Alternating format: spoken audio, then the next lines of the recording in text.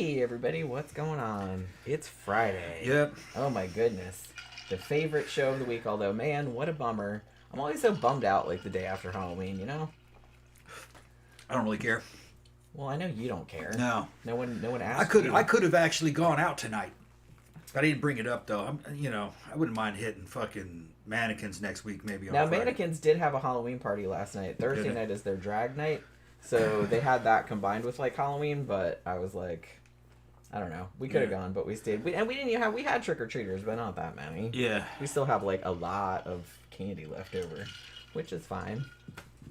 Since we were speaking on the Halloween show on Wednesday night about all the different candy and stuff, and I think we mentioned Bit-O-Honey, and then funnily enough, we went to Dollar General to get a bunch of candy, and they had a whole bag just of Bit-O-Honey. Yeah, I bought it.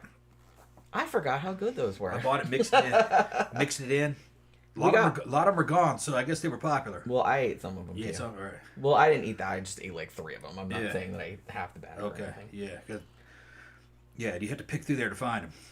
Because we ended up getting like a combination. Like Tom got fruity shit, and I got the good stuff. I got like chocolate, like and peanut butter cups. As if fruity candy isn't the good stuff. It's not. Yes, it is. No, it's not. Guys like that. I know they do, but I'm just saying. Little boys like that. Well, I liked that we had like a combination. You know what I mean? Like we had Reese's peanut butter cups, we had Hershey bars, we had all that kind of stuff, and Kit Kats, and then we also had Smarties and Bit-O-Honeys and just various fruit chew type. Found a of big things. old pack of fucking Smarties.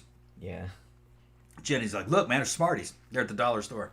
He's trying to give me some. I'm like, I don't want those. And I was like, man, they were only a couple bucks. I said, yeah, I'm gonna get some Smarties. Yeah, it's like $2 or $3 for a big bag. Like a big bag. Yeah, I get that. So I tried some of the Smarties, and they changed Smarties. Smarties are better than they used to be. Used to be Smarties kind of had a weak flavor to them. Now they're a lot more tart. They're a lot like sweet tarts, probably about but they have the same texture as they used to have in Smarties. They were kind of powdery. It crumbled a lot easier. But they were good. Actually, I think I named it. I was eating it. I goes, no, these are like Pez. Remember the little Pez cans? Yeah. Out of the Pez dispensers, they're like that now. Yeah.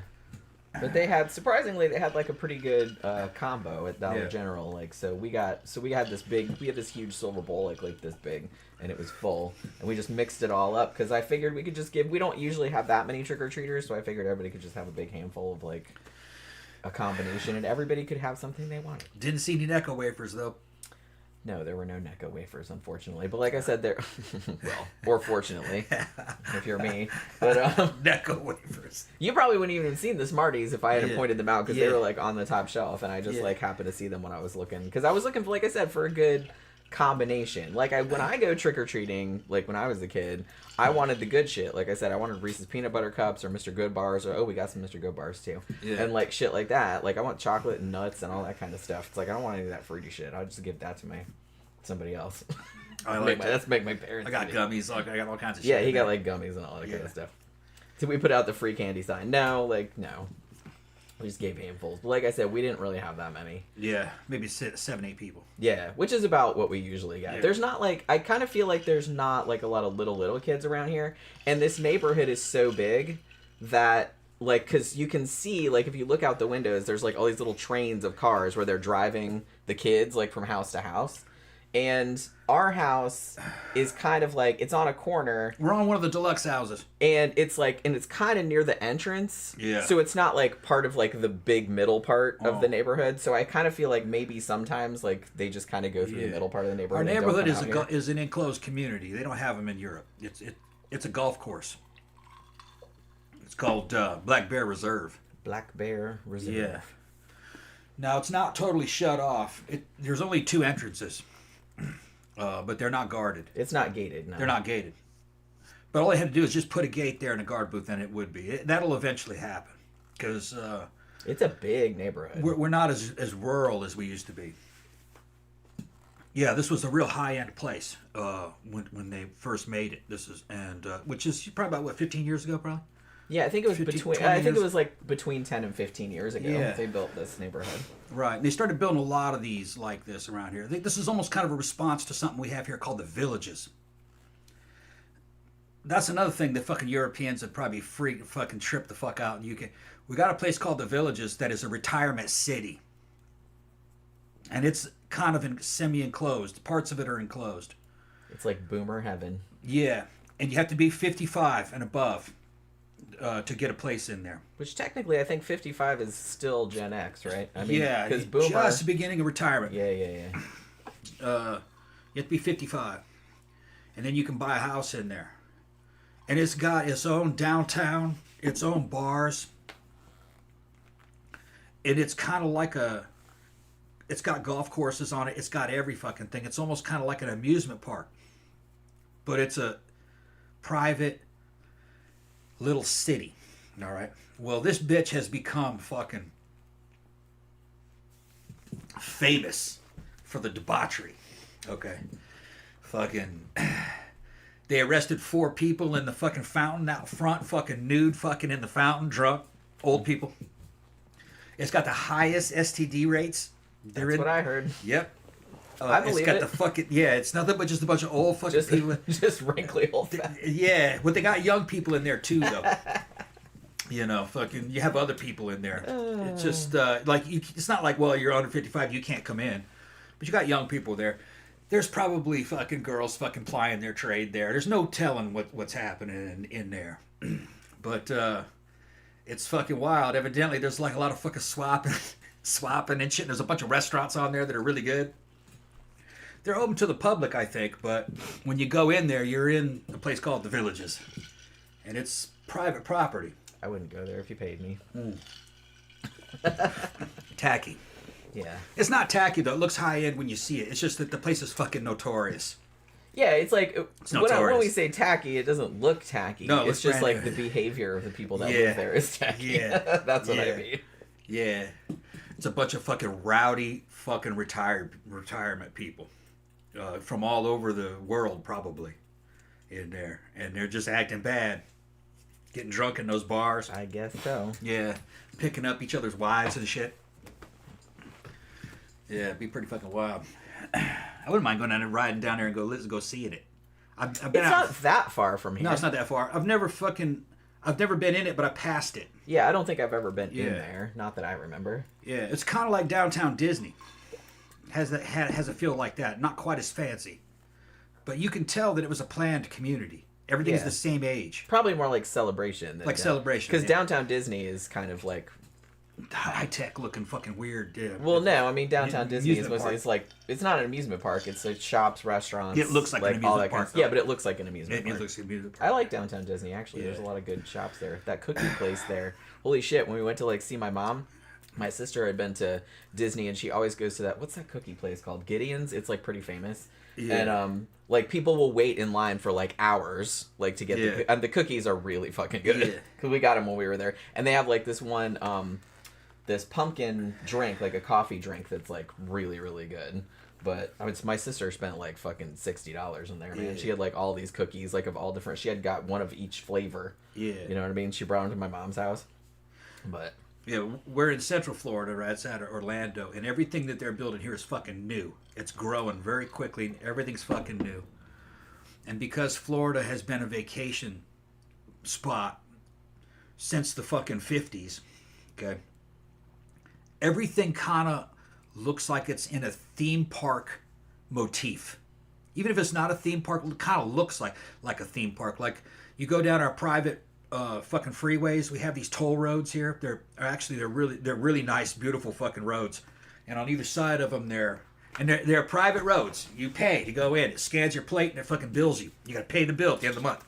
And we always take that just because it's easier than driving on I-4. Yeah, the traffic's so much better. I mean, they've widened I-4. It's better, but it's still a fucking nightmare. But you're driving, and you're driving, and fucking on either side of the road, it's all fucking manicured fucking lawns and fucking hedges and bushes and shit and overpasses. And it feels like you're fucking like in Universal or Disney. It has a theme park feel to it, even though it's just a private road. Now, not all of Florida looks like that. Not all of Florida looks like super trashy. So it looks real trashy. Actually, a lot of it looks real trashy. But our area looks real good. Yeah. In general, it looks real good. Because, you know, Central Florida's building up pretty quickly. Now, you could definitely tell the difference in architecture between the eras. Like, if you see something from the 50s, it looks like shit. That's just the way they built things back then. And might be sitting on prime real estate too, like real valuable real estate. You look at it, it's just a dilapidated looking fucking wooden building with a fucking slightly sloped roof on it, you know, just weird, you know, from another era. Senior 6 asks, how far are we from Disney? It's about a 50-minute drive. Yeah. Because I drive there to see because my sister will come down and go because she loves Disney and she has like annual passes. And my brother works for Disney. He actually works at Animal Kingdom, like he's a photographer. So he also has annual passes, like him and his wife and kids. Yeah. So they can go whenever they want to, like for free. And so like sometimes he can get me in and we'll all go and stuff like that. But it's a pretty easy like 50-minute drive, like on the toll road. Yeah, and Disney, man, is an empire. That's almost like a small city into itself. And it owns a bunch of shit around the parks. It even owns some of the neighborhoods. What's that place called? Celebration. You know? Celebration, yeah. Celebration, that's right. Yeah, that was like their planned community. It's a planned community owned by Disney. They made it look like old Americana. Yeah. Kind of. Like with big wraparound porches. Kind of English colonial looking. Kind of, yeah. It's pretty, actually. Right. But then you can go towards the swamp, and they'll own docks out on the swamps. There's islands out there that they own that have fucking docks on them, and they're all abandoned now. They closed it all down. They had a bunch of attractions out there. Yeah, I mean, they would buy property, and sometimes they'd be like, "Oh, well, we'll put a theme park here," and they never did, or they put one there, and then they close it down. And then they close it down and open one up somewhere else, and it's like still there. You know what I mean? So around there's a bunch of closed down, beautiful facilities on these little islands out in the middle of the fucking nowhere, and it looks like Polynesian decor on them, you know, or fucking something out of Pirates of the Caribbean. And they used to have fucking like Carnival Cruise come up and dock there, so some of these people from the Disney hotel scenes could go on a cruise from that area. It's weird, and they're in a theme park the entire time. Well, and it just sprawls all over, and little kids getting eaten by alligators for real. That's happening. Well, one kid did get eaten. One kid got eaten by alligators on Disney property in the parking lot. Was it a parking lot? Mm-hmm. Yeah. I guess he wandered off, like down by a pond, and there's signs saying, "Hey, there's might be alligators in here." So wasn't like, a pond; it was a lake. Yeah, or something. You know, the swamp itself. Yeah. Around the parking lot was nice manicured lawns, and the little kid ran down there to the water side to look at the water because it looks like fucking Disney. You know, it's got Disney shit everywhere. Yeah. You know, you think you're in a controlled environment. Fucking gator came up, got it. Took him underneath the water. I mean, Disney is a controlled environment, but still, nature's still intervenes. Nature's in there, yeah. And like I said, there are signs. Pretty much every body of water in Florida, if it's big enough, like has a sign by it being like, "Hey, there might be alligators in here, so like watch your ass." You know what I mean? Yeah, I think there were signs there too. There were alligators that don't come near this water. There were. But it looks like you're in a park. Yeah. But you're not. That's a real swamp. Yeah. Now inside the park, there's no way for the alligators to get in there. They made sure of that. No, they keep their shit like way that's like just tied up, right? But that was out in the parking lot. The parking lot is manicured. It looks like artificial. It looks like something out of a cartoon, you know. So you think, oh, it must be safe here. No, it says right there, man. Those alligators. They're not joking. The little kid couldn't read. He just ran up. Pah! Alligator got And him. I guess the parents thought, oh, it's fine, it's safe. Or whatever. But you know, like I said, it's Florida. We have big alligators down here, and they will eat you. Yeah. Well, they eat you after you're dead. Luckily, they don't eat. They didn't eat the little boy alive. I mean, alligator didn't. Small comfort, but yeah.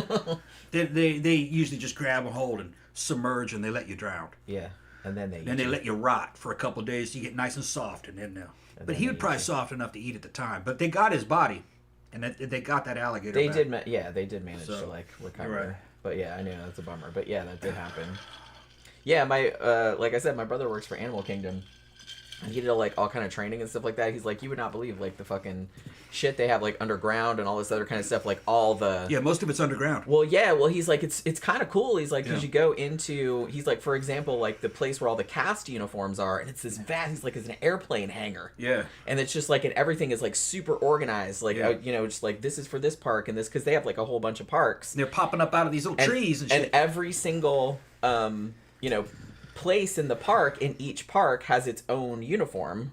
Yeah. So it's just kind of like, here's the Haunted Mansion uniforms, and here's the, you know, what is that, like, Mountain Railroad or whatever it is, like that roller coaster. Here's those uniforms, and here's the Pirates of the Caribbean uniforms, and all this other stuff. And like I said, all their other parks too. And he's like, it's just this massive fucking airplane hangar, and they just like have them all in all these things, and they bring them to you, and all this other kind of stuff. He's like, it's fucking crazy. Yeah. So in this environment, about 15 years ago, they decided to build this place. And the idea was it was going to be an enclosed community built around a golf course. They do that a lot here. They do that a lot. There's a lot of golf courses here. So they say if you're going to build a golf course, you might as well put houses on it. And they have another one just a few miles from here that's just like it. But they're smaller townhouses. I used to live in it. But it was nice. It had a great fucking... That was Sorrento Springs, Sorrento right? Springs, yeah. And that was nice. That's only just down the street from Just us. down the street. He used to live there, like, before I met him. Yeah, in a much smaller place, though. It was a little townhouse. And, but it had a great gym, and it had a fucking great pool, and it was open till late, like midnight. So, you know, and the pool was fucking good. You could go there all around, and they'd have it warmed in the cooler parts of the year. Or the slightly less hot parts of the year. Yeah. They still have it warmed a bit. They even had a jacuzzi in there. That's the only thing that sucks about this neighborhood. Is there's no. It was pool. Always empty. I was always there by myself. There's no pool and there's no gym. No pool, no gym. Like the neighborhood we used to live in, which was called Buckingham Estates in Sanford. That one had one. That had a pool. It didn't have a gym though. No. But it did have it had a nice pool and like a little sauna thing. But this one doesn't have a pool, or it just has the golf course, and there's a lake where you can fish. Yeah. Like there's little docks and stuff on it. Buckingham had a beautiful pool. It really did. It had was nice. and it was almost always empty. It was almost always empty, and it had fucking great men and women's restrooms / dressing rooms, and it had like a little hangout place in there. That was usually closed though, but you could still get to the like a dressing little room. clubhouse. Like a clubhouse. You could rent it for parties for like $100 to rent the thing out for a party. We never did though. But the pool was like porn ready. It looked like something out of one of them damn porn scenes. Most of that shit's filmed in this area. You know, those are Florida fucking pools. Some of the ones that I've noticed, it goes, man, that is a community pool they're in, doing that video. You know, like bigger names too. You know, like fucking what was fucking Ryan Connor with her big juicy fucking booty in the damn. And I go, man, that's Florida. I could tell by the trees. How funny if like some family like brings their little kids. Let's go swim in the pool. Oh no! Yeah. Avert your eyes, children. Yeah. She's on the lawn chair, and she's on the fucking lawn chair doing a solo fucking scene right there, and you can see in the background the fucking houses and shit. Yeah. They got away with it. And then dude probably comes like out. the middle of the day when most people. Yeah, they're all at work. In school, all at work. Imagine. Yeah. Yeah. CB says, Jenny, I was listening to an old video at work and noticed your voice has changed, but it is sexier now, and I forgot Tom had hair. Yeah, everybody's used to like seeing him bald now. I forget that he used to have hair too. Yeah, her voice got a little smokier. That's okay. Like I said, I'm not bothered by it, but it's just I didn't really even notice hormones, it until man. someone else pointed it out. Hormones. Yeah. She just got bigger and juicier. Bigger and juicier. We haven't fucking shot anything since she's fucking bulked up quite a bit. I know, we probably need her to. fucking legs and ass are fucking. Because I look a lot better than I did in the. I mean, I looked okay in the other videos. You look a lot better now, yeah. But I look a lot better now than I used to. Yeah, Tammy mentioned the shooting in downtown Orlando. Yeah, it was just some crazy like 17-year-old kid. Yeah, I saw the video. I sent it to her.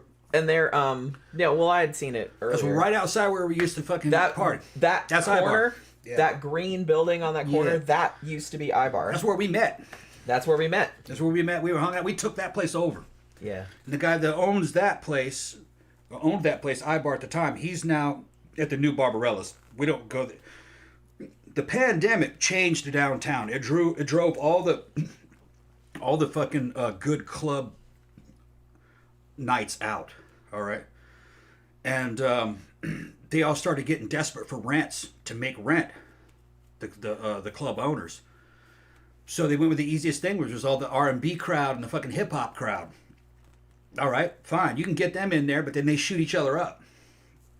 So you can just say that the fucking R scene moved away from that. It's mostly in Safford now.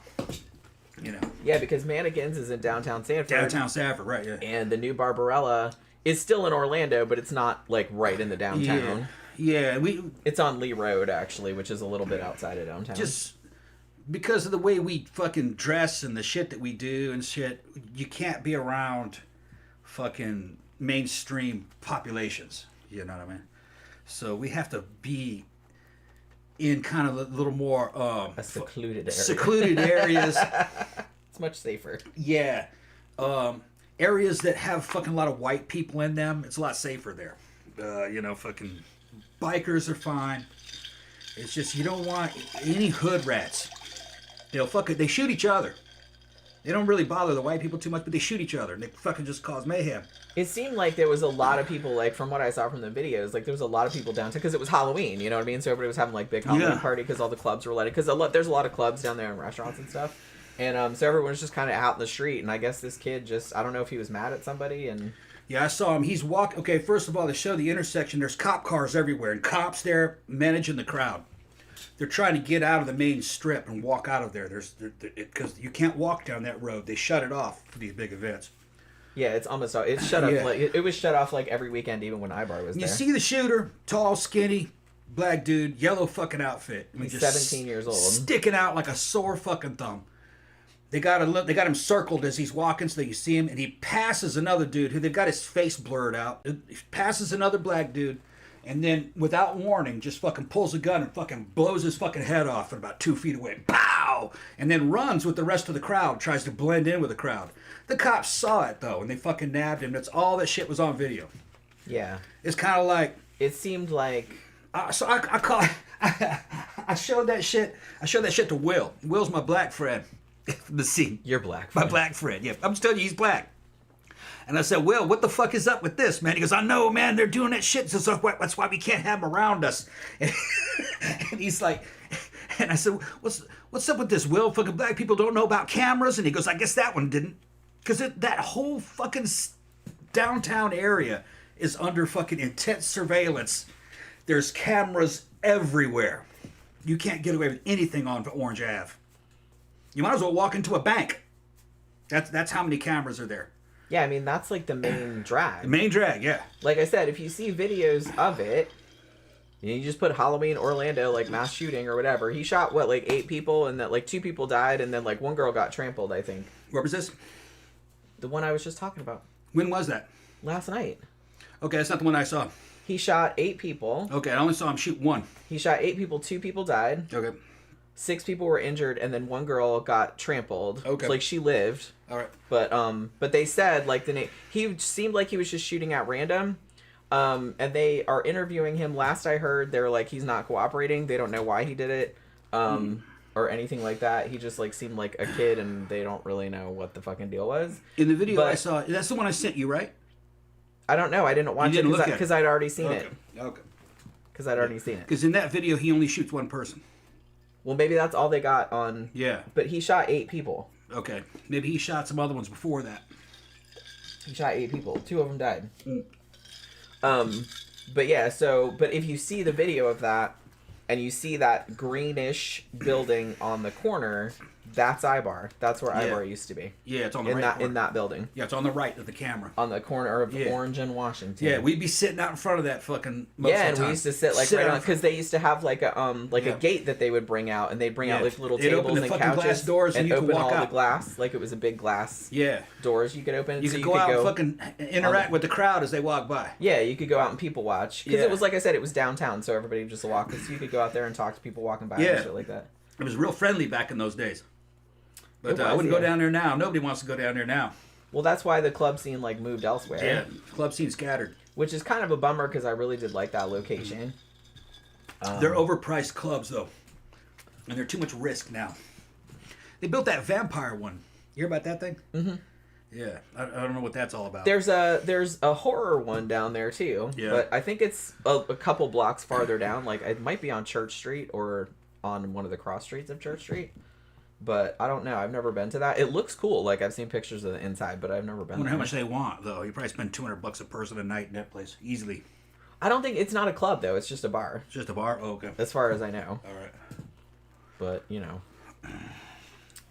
Let me see. Hold on. Oh, CB said, Jenny, do you worry about the cats getting eaten by things outside? Well, that's why I don't let the cats go outside.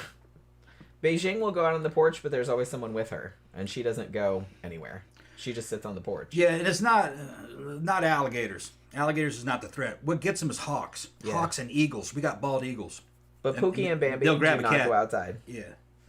And Pookie, actually, she liked to go outside at the Sanford place, and I was always worried about her. Yeah. But this place, we have dogs living right next door. And they have dogs, and they run around in the backyard. And she's scared of dogs. Yeah, she saw those dogs. So she was like, nope. So she doesn't really have any interest in going outside anymore. Yeah, she kind of outgrew it. Yeah, she's just like, nope, that's all right. They like air conditioning, too. That heat hits them, and they're like, whoa. They're like, fuck that. Man, they just come back inside. Man. I'm like, yeah, I get it. Yeah, I ain't going out there. Fuck that. Yeah. The heat hits them in the face, and they shake it off. They try to shake it off, go, fuck. And they're like, no. They turn around, no. Oh, my God. It's fucking, I know, man. It's just fucking miserable. Mm-hmm.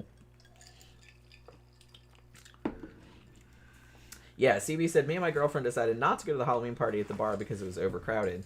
That's the only thing. Like, I love doing stuff on Halloween because it's my favorite holiday, and it's like, it's kind of a bummer that it was like on a Thursday night, which is like so awkward.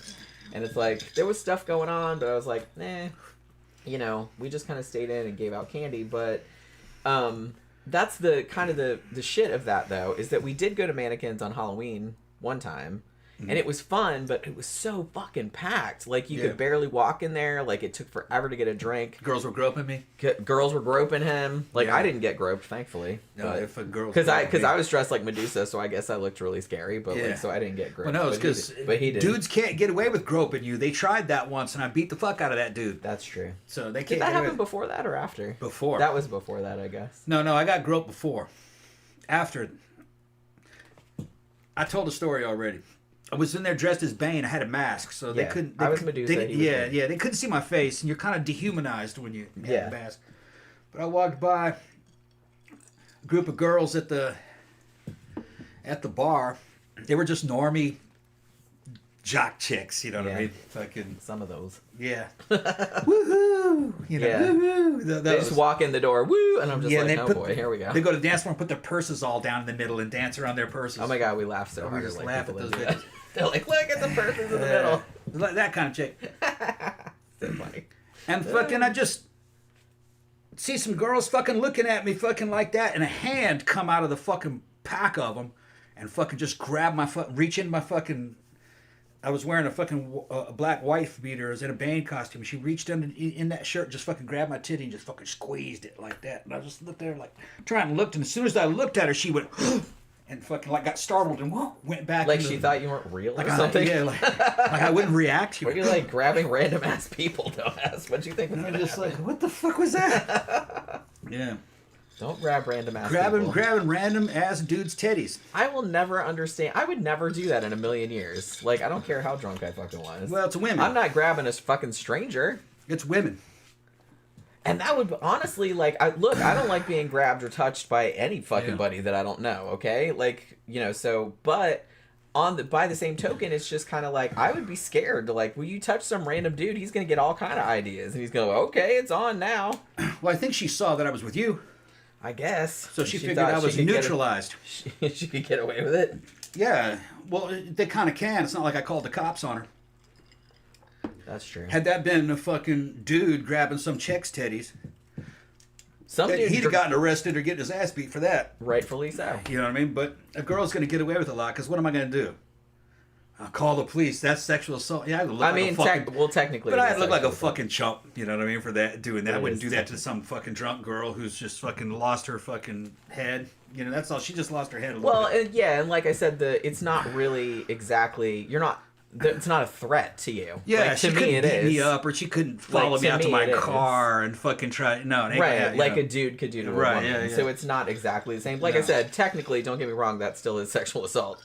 But it's kind of not the same when it's reversed. It's the same thing those stripper guys say. They say that fucking women are just female crowds are just far more rowdy than male crowds. Yeah. That the males fucking kind of keep their behavior because they know they can't get away with anything, but the girls get away with all kinds of shit. Yeah. Yeah. So those all male reviews. Senor Stick said, Jenny, you would not grab George Clooney. No, why would I? One, he's not really my type. He's funny and all. Like, he's a good actor and whatnot. but I wouldn't grab anyone. Jen doesn't really get starstruck. Yeah, well, that's one thing. I'm just kind of like, hey, look, it's George Clooney, or you know what I mean? You'd be like, hey, that's cool. We saw a famous person, but it's like, why? I wouldn't grab a random person, no matter who they were, because why the fuck would you do that? That's a weird thing to do. Yeah, we know famous people. Fucking, they're friends of ours. I've dated famous people. It's not really a big thing to me. I don't give a shit. I mean, yeah, that's the thing. I just kind of feel like, I don't know. Like, I like some celebrities and stuff. It'd be neat, like, to meet some of them. Like I met, I know probably maybe people here won't be that excited, but I met David J. from Bauhaus and Lemon Rockets. Yeah. And he was super cool, and I talked to him for a little bit, but it's just kind of like, I was a little bit nervous, because I was like, holy shit, I've been listening to them since I was a kid, pretty much.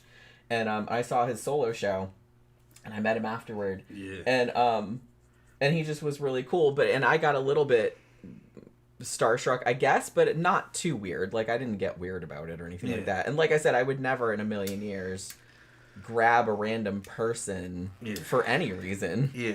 Unless they were about to get hit by a bus. I'm just not that kind of person. I'm just not. I don't think I've ever been drunk enough to grab a random person. A lot of times, fucking, there's a saying, what is it? You don't want to ever meet your heroes. You meet them and they're like they're a disappointment. They're a disappointment. I think a lot of the celebrity type situations, they're like that, because people will have them blown up into something that they're not. You meet them, you're like, oh, that's all it is. This is all. I mean, they're just a person. Just a regular guy. Yeah, they're just a regular person. Yeah. Well, like I said, that was kind of what was cool about meeting David J. It's like, he's not super, super famous, but I mean, to me, he's famous, because it's like, I listened to Bauhaus since I was little. Like, not little, but 11 or 12. That's little. That's little. And so it was like really cool meeting him, and I was really into his solo shit too, which I think he was happy about, because I think a lot of people just came and like, hey, Bauhaus or Lemon Rockets, but I was like, man, I have all your solo albums too, because I'd say he's a really good lyricist, right? So so I thought he thought that was cool, but I wasn't. I mean, he's really the most famous. I met who else did I meet that was famous? I met John Flansburgh from They Might Be Giants, and he was like super, super nice, like, because I saw them Visage. I want to say it was Visage or The Edge, one of those clubs in Orlando. And he came out afterward and was like talking to everybody, and he was like super cool too. I love They Might Be Giants, by the way. I remember a friend of ours, Sophie, she's been on the show. She's been on the show twice, I think, hasn't she? We went to Barbarella's one time. And this is during a time when Soph just kind of stopped being a vegan, all right? Because she was all into that veganism. Well, she was a big fan of the vegan black metal chef. She'd fucking watch his shit, fucking, and do some of his recipes. But she was just, he was an entertaining guy. I mean, I think they even had him on NBC News one time. He was, yeah. Fucking. I think he was on the Today Show. Yeah. I'm pretty sure. He's a friend of ours. Brian. I was like, oh, Brian. Brian, yeah, he's a friend of ours. Brian. So he's up talking to us and shit, and I went to Sophie and says, you know who this is? He goes, no. And I says, that's the vegan black metal chef. And she's like, oh. She recognized him. Yeah. And then she's, hey. She met him and like, oh, nice to meet you. And then he walked away, and she was like looking disappointed. And I was like, what? And she's like, he's just that. And I said, yeah. He's just a guy. He's a regular guy. He's a really nice guy. He's real friendly, yeah. He's a really nice guy. Yeah, we did. Jenny did one of his cookbooks. I did his cookbook. Yeah. The satanic spell book, but spelled like Satan, that the meat like substitute. Satan, yeah. That if you buy the vegan black metal chef's cookbook, I designed that. Yeah. The whole book. Yeah. Man, I helped cut that deal. Remember that? Forever. We had that business meeting, cut the deal. How much it would cost? He paid good money to have that book done, and it was done on time. And it was done right. But it took a long time to do it. And he bought a lot of them. Yeah, it took a long time to do it. But he sold them all. He sold them all? As far as I know. Okay. Last I heard, this was years back. I have a copy somewhere. He was about halfway through it. But yeah, like I said, he's a really, really cool dude. Yeah, real friend. I like him a lot. It's just that he's not the character that you see on television. Yeah, it's a character. Yeah. Like, he's super into black metal. Like, he's into all that shit. Yeah. And he is a vegan. Like, he's not faking. Yeah, but you're only seeing one aspect of his little show. But that's a character. Yeah, like, we see him when he's out. Yeah, he's just a regular guy. And he just looks I mean, he looks gothy. Yeah. But he doesn't do, like, all the makeup or anything like that. Like, he's just out dancing to the industrial music and stuff like that. And just hanging out. He's just regular. At least regular by our standards. Which maybe isn't the same. But yeah, so... That's... Honestly, I can't really think of any other... Have I ever met any other famous people? I can't remember meeting any other famous people. But, I mean... I don't know. Like I said, I'm not a big... celebrity worshiper kind of person. I'm not... Like I said, it's just a person. Yeah. And a lot of times, if I really, really like somebody's shit, I kind of maybe don't want to meet that person. Because it's like, what if I meet them and they're a douche? Yeah. You know what I mean? I'd be so bummed out. Like, I used to fucking just love Glenn Danzig. All right? But this is before social media. When I see fucking Glenn Danzig, what you could access of him from those days, you see, people don't realize that back then we only had television. You couldn't control what you see. You couldn't go look for something and see what Danzig was doing. What was his you had to just happen to catch it live. You know what I mean? Or catch it when they play it on television. No, had I met fucking Glenn Danzig, which I was fucking saw him live, I probably would have thought the dude was an ass. You know. He is kind of douchey. Kind of stiff. Yeah. He's one of those kind of people. He doesn't seem like somebody who could just like flow and just be cool with it. He's kind of... Which I have a hard time with people like that. I have a hard time with people that... Well, we've talked about the same thing. Let's not go off on a whole Steven Seagal thing. But about that kind of person that takes themselves way too seriously. And I kind of always got that vibe from Glenn Danzig that he takes himself very seriously. And I cannot hang with people like that. I just can't. Senor Stick says, you met Tom, Jenny. He's pretty famous. Infamous, I guess. Yeah. Phantom says, did Jenny or Tom watch any horror films yesterday? And if so, what? Okay, I wanted to watch some Halloween movies, right? So I wanted to pick a couple I hadn't seen. I was going to review them, but neither of them ended up being... I was going to put up a review yesterday, but I just didn't have time because I had like other work to do and stuff. But I did kind of squeeze in like a couple of viewings. I watched one called The Barn, which came out in 2016, which is a Halloween movie. It's kind of low budget. Linnea Quigley had a cameo in it, like playing this real uptight Christian-y. The movie was made in 2016, but it was set in 1989. And it was made to look very much like a old 80s movie, which I kind of appreciated. But you could tell that it was kind of low budget and like kind of amateurish. Like the gore was good, like don't get me wrong, but like the acting was a little bit, a little questionable. But it was a good idea, you know what I mean? So I kind of like that. And then I watched one that was I think it was on Amazon Prime, called The Halloween Party, that came out in, I want to say 2020, but I could be totally wrong about that. That one was actually pretty good. It was kind of about this like Halloween, but it was a little bit like It Follows, but kind of crossed with like a virus, like a computer virus type of thing. So it's like, that was kind of a cool concept. Like I liked that one. And then last night I said, you know what? It's Halloween. I want to rewatch Late Night with the Devil because it's on Shudder. It's on Hulu too, I think. And I was like, I've been wanting to rewatch it because, we saw it in the theater and I was like, man, I wanted to see if it was like as good as I remembered because, like I said, I'm going to put it like my favorite horror movie of the year. So we watched that again last night, and at the end of it, I was like, fuck, man, that's even better than I remembered. Yeah. What a fucking great movie that is. It's so good. Phantom remembers all my little stories talking about the time I fucking grabbed Glenn Danzig's boot and felt the satanic energy fucking flowing. Yeah. Somebody also said they remembered you getting sucked off by... It's the same one. By a trans... by that... In the bathroom. Yeah, what was her name? Fucking... Ashley? Ashley, yeah. Was it Ashley? She didn't actually do it. She just tried. What tried? Trying to fucking get my dick out of my pants and shit like that. Oh, she was like, did she grab it? She grabbed it? Oh, she got on the fucking knees and slid up and fucking grabbed me by the ass and started fighting. It's like, whoa, you stop it. it was all funny. Because I don't think you ever told me like exactly. What happened. No. You just said because you came out of the bathroom. Like, and said, that girl tried to like suck my dick in the bathroom. Yeah. And I was like, what? Yeah. But you never told me like exactly what happened. Yeah, it was just funny games. You know how it gets in those clubs. Yeah. All kinds of fucking weird shit happens. Fucking, that's not even a big deal. Fucking Dr. Mike fucking bit me on the dick. That's right. On the dance floor in front of everybody. I saw it happen. Yeah, Jen was standing right next to me. That was just funny though. He's just fucking funny as fuck. Okay. Well, because I was fucking with him, and that was how he got even with me. That's what I'm saying. Yeah. The thing about Dr. Michael is that we call him Dr. Michael because he is a doctor. He's a veterinarian. Yeah. He looks like riffraff, basically. He does. Imagine if you had like goth riffraff. A gothic riffraff from fucking Rocky Horror. If he's slightly pot belly, he's skinny fat. This skinny guy with pot belly. And he's like super goth. He's always like his Christian Death shirt on or some shit like that. Long, thinned out hair, jack-o'-lantern teeth, fucking. He's fucking. Everybody loves him. He is funny fucking as fuck. Hilarious, all right? He's funny as fuck. He fucking makes He's a delightful person. He just grabs Charisse and just makes out with her. She's like, okay. She's like, all right. She just surrenders to it, even though this dude is fucking. I mean, they've known each other. They've known each other forever. Yeah. It's just funny. Yeah, Charisse is a cute nurse that we know, goth nurse.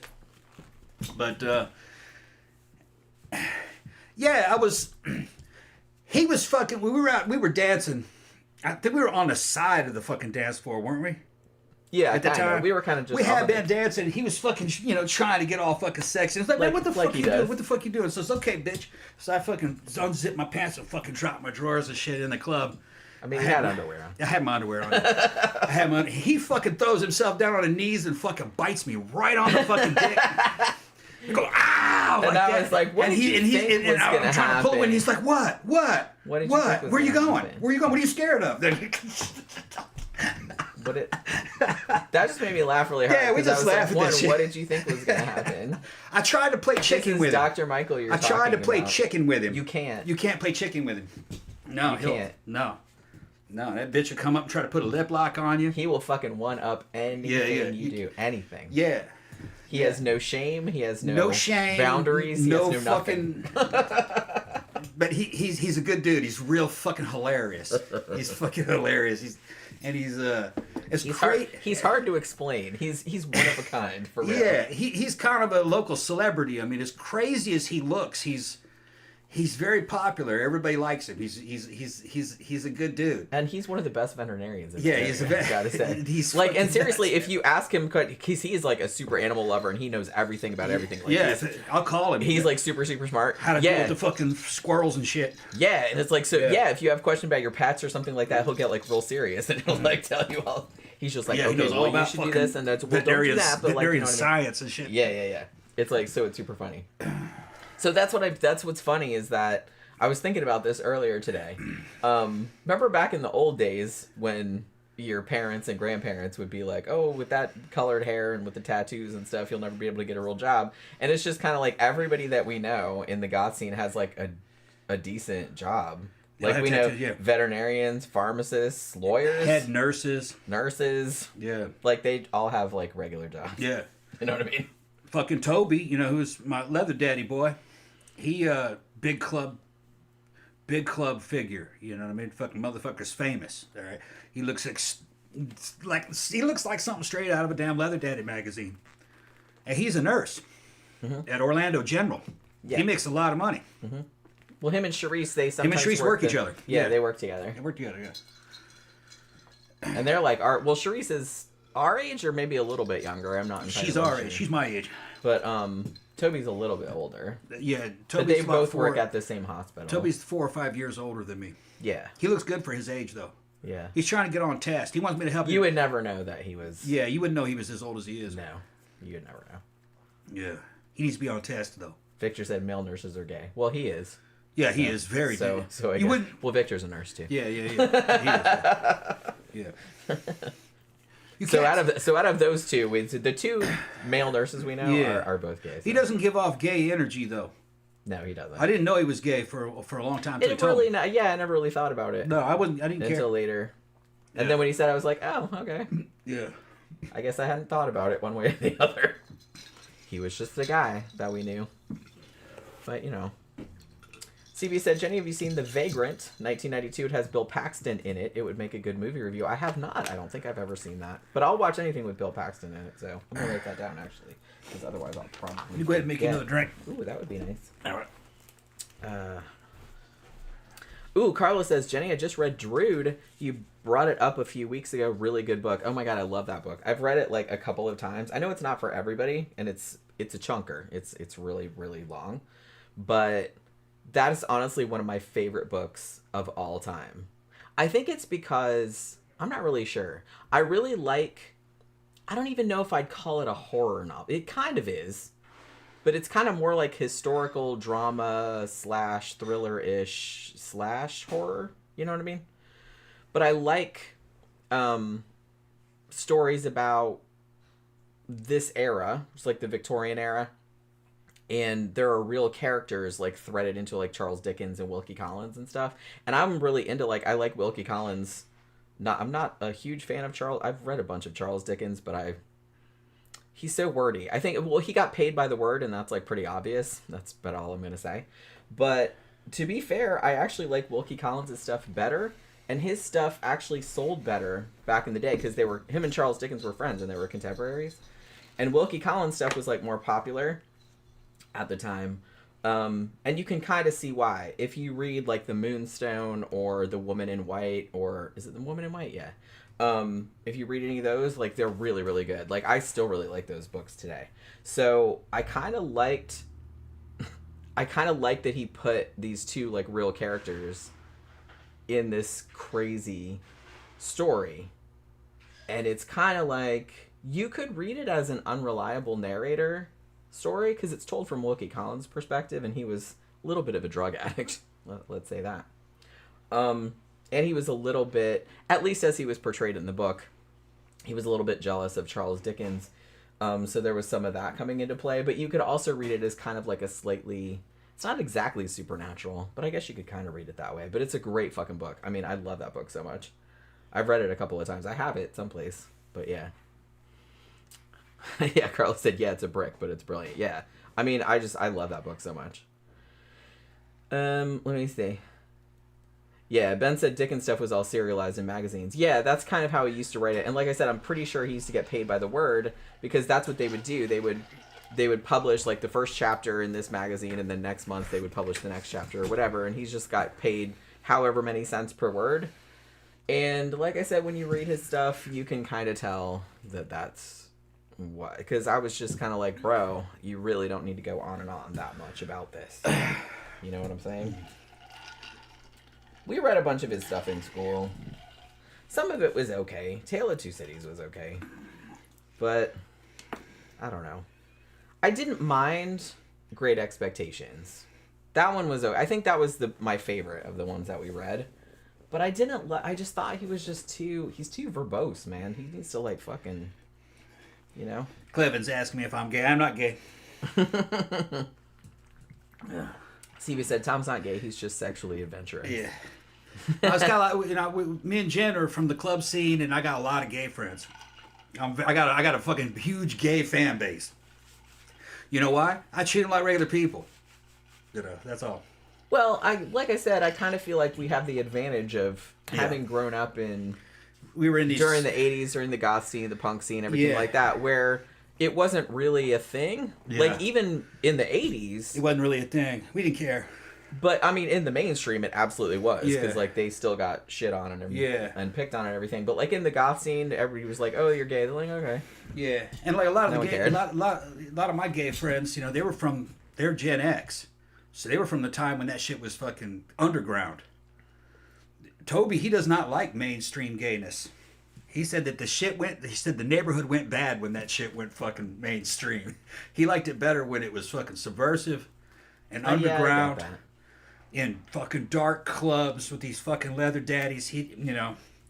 So you got to understand it, you know, from a straight person's perspective. Well, you always like stuff that's a little bit kind of right. Fucking Toby was like shady. Toby was fetish. He was into fetish stuff.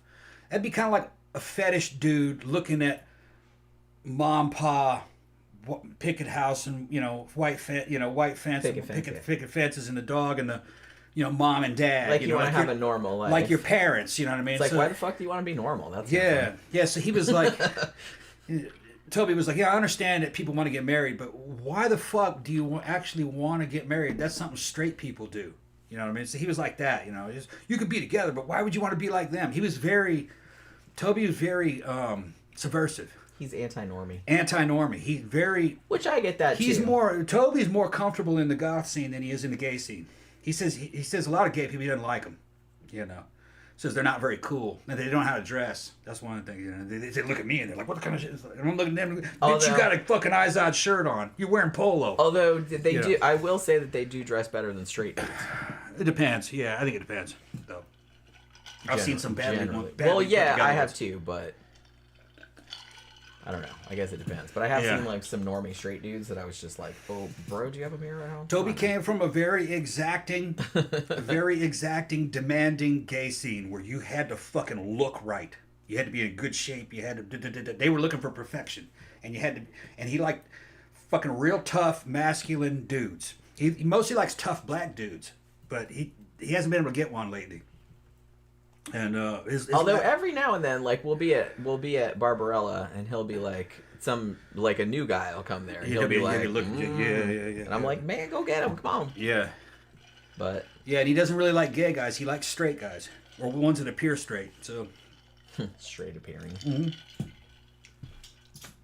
But I think one of the things, and I got into the goth scene when I was very young. I was probably like 11 or 12 when I first started getting into like new wave and goth adjacent kind of stuff. Like I think I got into the Cure when I was like 12 years old or some shit like that. So one of the things that always appealed to me about it, other than everything being like darkness and monsters and everything, which really appealed to me because I loved that shit since birth. As far back as I can remember, as soon as I learned to read, all I wanted to read was like ghost stories and shit about witches and stuff like that. Like I love that kind of stuff from a tiny person. But one of the things that attracted me about it was that it was just so... I don't know, it's weird because I kind of feel like a lot of outsiders say just like, oh god, they all look alike or whatever, but it's very eclectic. It's very open. Like they're pretty much open to anything. Like as long as you're like cool about it, I just kind of feel like it's very non-judgmental in that way. Like, there's religious goths, there's atheist goths, there's Wiccans, there's all different kind of stuff. And everyone's just kind of like, whatever. Like, as long as you kind of look cool and you are cool and you act cool and everything like that, like, no one really cares, And that's kind of the way it should be. Everybody should just be cool, everybody. But yeah, so I think that's kind of the thing that always attracted me about it. And like I said, any kind of sexuality, anything as long as you're not hurting anyone else. Now, if you do shit like that, because we have had things happen just in our little scene here in Central Florida where one person, I'm not saying who they are, allegedly sexually assaulted another person. And everybody knew about that shit immediately. You know what I mean? It got around. Yeah. If it's the same one where I'm thinking of. He still kind of comes around, but a lot of people will not like talk to him anymore. he's still persona non grata, basically. Pretty much. And that's another thing. The scene it's small enough that if you do something fucked up like that, everybody will know. Yeah. And they will shun you. Yeah. You know what I mean? And the girls will rat you out. Yeah. I mean, instantly. As they should be. Yeah. As they should. They're like, this dude took me home last night. Fucking, I was blasted. And fucking, he was taking pictures of me and doing all this shit and that. And, yeah, you know who I'm talking about. Why I was knocked out and fucking, yeah. Mm-hmm. Yeah. Everybody knew. Everybody knew. Immediately. Yeah. Yeah. And he should have known better. Or he should have been trustworthy because the two people we're talking about were from the same scene going back 10 years. Yeah, they'd been around. They knew each other for a long time. He took her home. But he took advantage of her. Yeah. While she was knocked out. And took pictures of it. Mm-hmm. And showed him the pictures to some people. Yep. To prove that he got some. Man, she's knocked out though. Yeah. You know what I mean? So he could have gone to jail for that. Yeah. So he got off light by being shunned. Yeah. But she didn't want to take it any further than that. You know, that was, so he was punished in-house. Yeah. Goths will punish you in-house. Yeah. Because like I said, for breaking rules that aren't everybody. Even really... Well, I know that's a rule. We have rules. That's what I mean. It's like, look, we're pretty like sexually open and everything, but you do some shit without somebody's consent. Oh my God, everyone is gonna find out about that, and your name is just gonna be fucking blackened all over the shit, and everyone is going to shun you. Everyone. And long-term scenesters who've been together fucking 10, 15, 20 years going to those clubs, being over at each other's houses for fucking parties and shit, knowing how their families are. You're dealing with basically like a mafia family. We all fucking know what the other ones are doing and know what they're like, and you gotta help watch people's back, and if somebody fucking acts bad, you can take matters into your own hands. Now, she didn't want to go through the legal system, which I don't blame her. I don't blame her either. So we handled it in-house. Like I said, he paid for it. He was never still around, but he was never the same after that. His cred.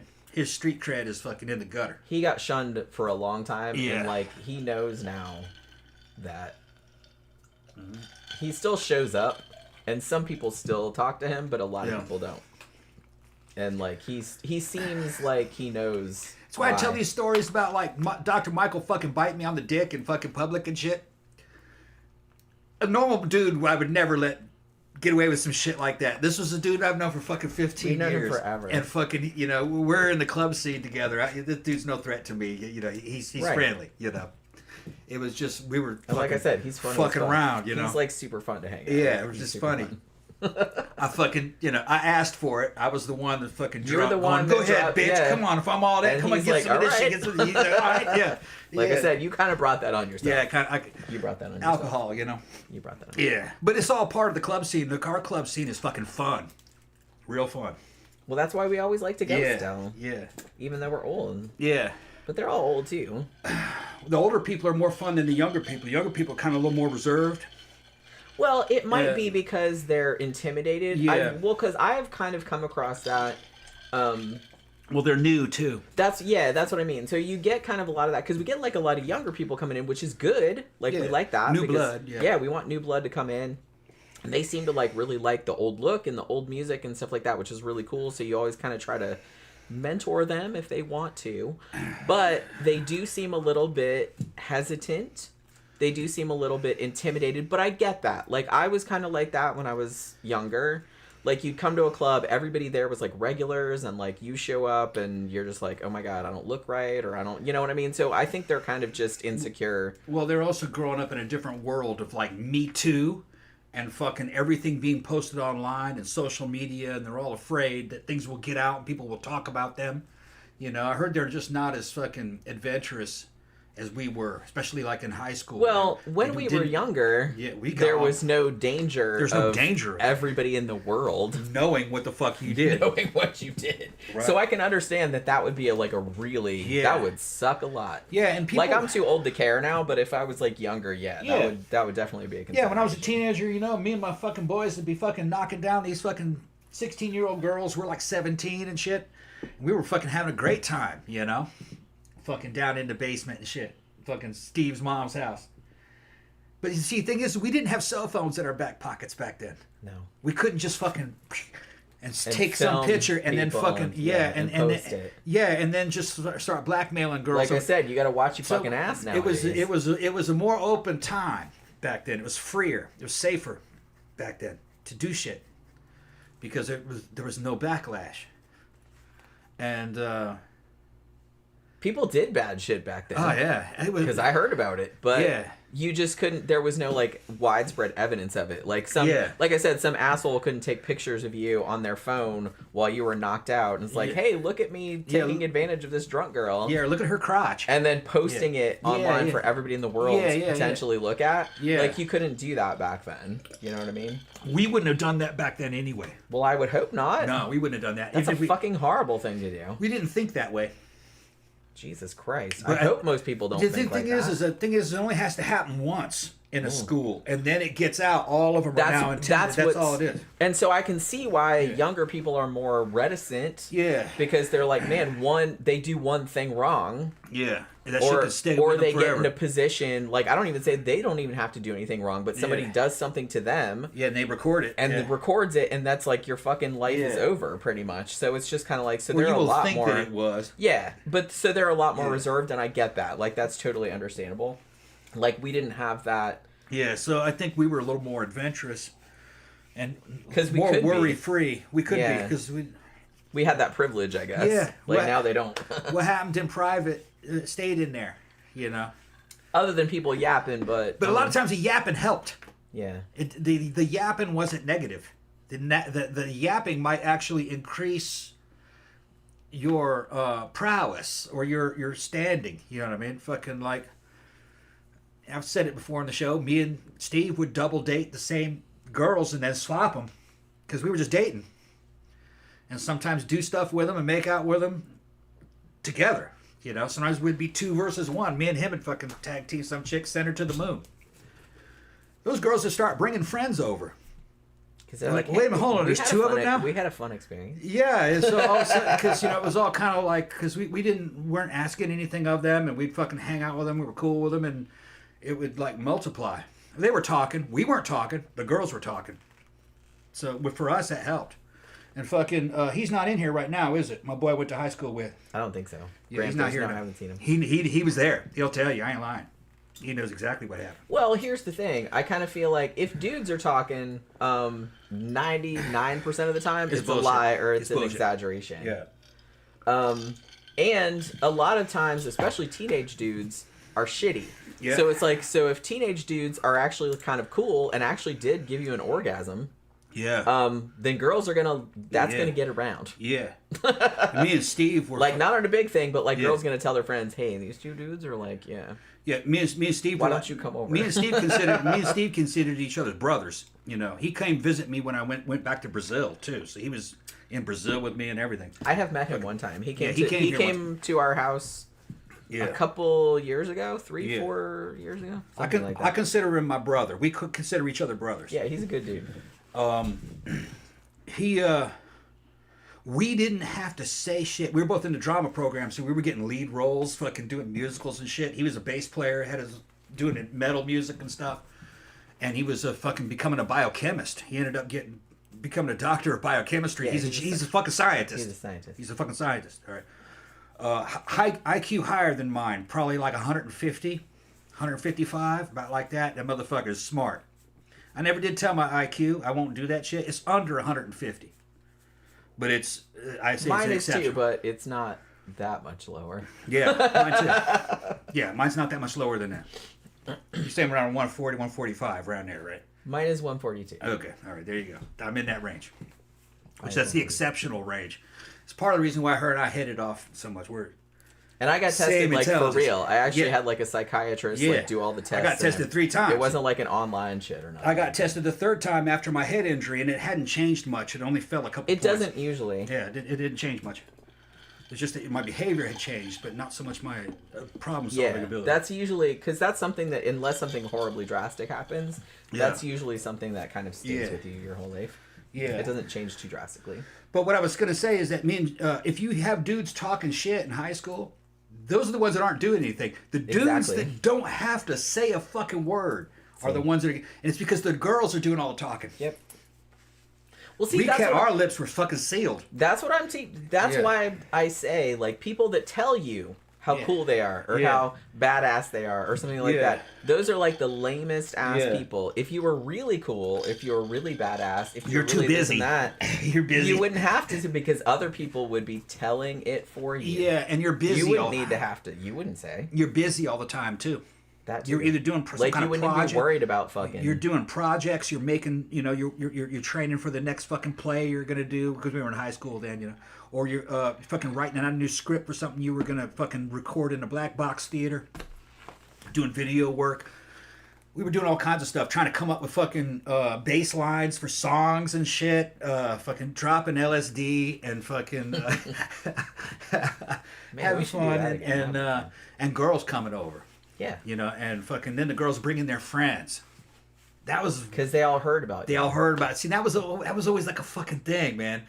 I always thought that was kind of strange, but I kind of understood it because it was it was a kind of a repercussion-free situation. Yeah.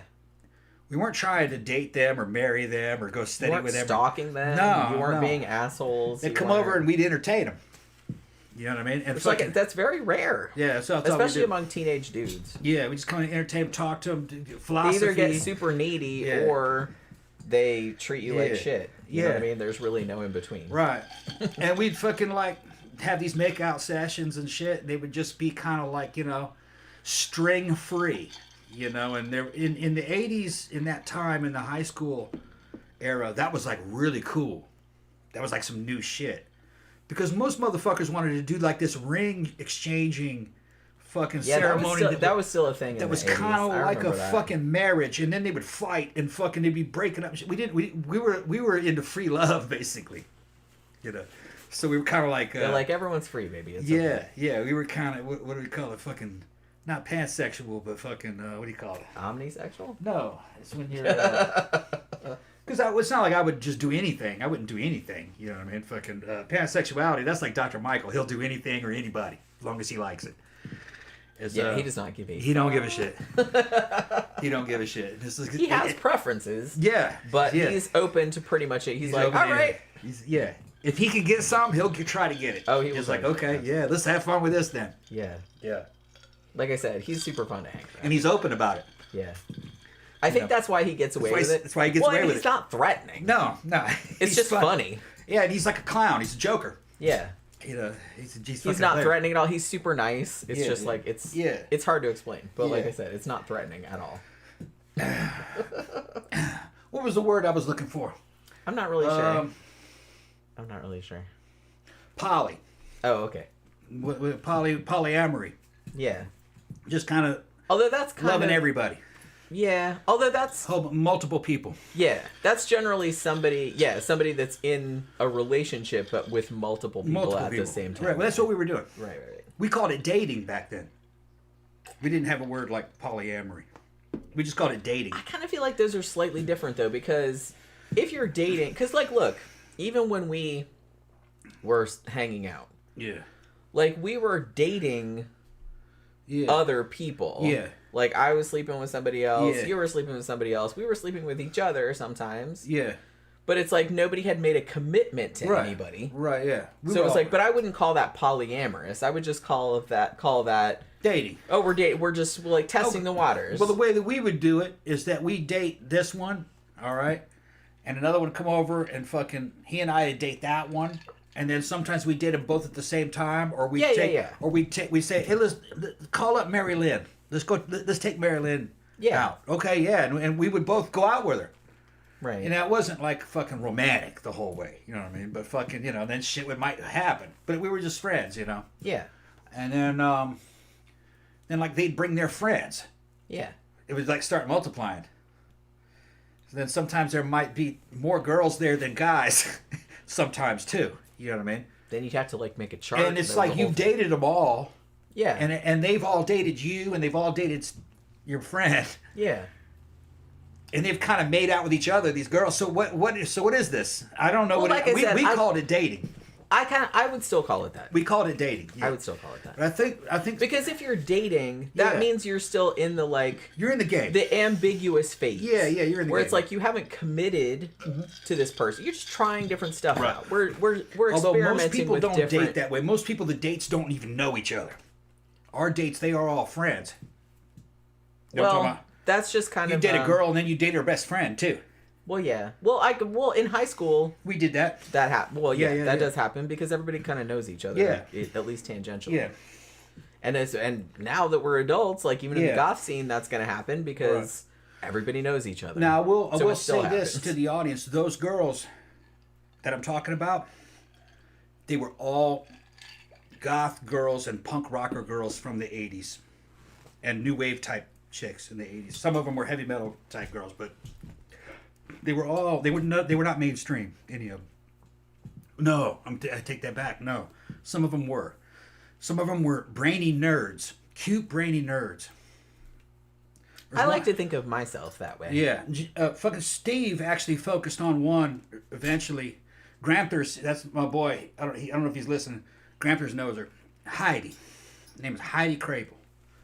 We used to call her Wookie because she was tall and skinny. And she had hair that went down past her ass. So when you were walking away... That's a great nickname. We called her Wookie. I am too short to be a Wookie. Yeah, she was tall. And I could be a Jawa, though, I guess.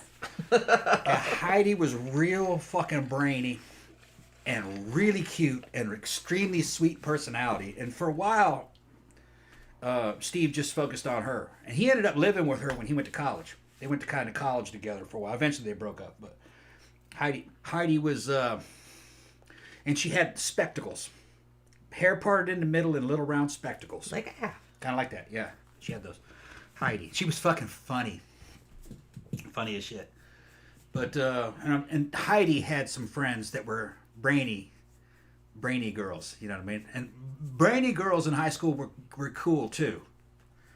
You could hold a real good conversation with them. I know we don't get as much love. Yeah, a lot of times they're the us nerdy smart girls. Yeah, a lot of times the feminine trappings were not as alluring. In other words, because we geek out about other stuff and we're not like worried about all of that. I'm not worried about clothes and makeup that much. Yeah, but that's really. I get that. Guys are real visual though. That shit really turns them on though.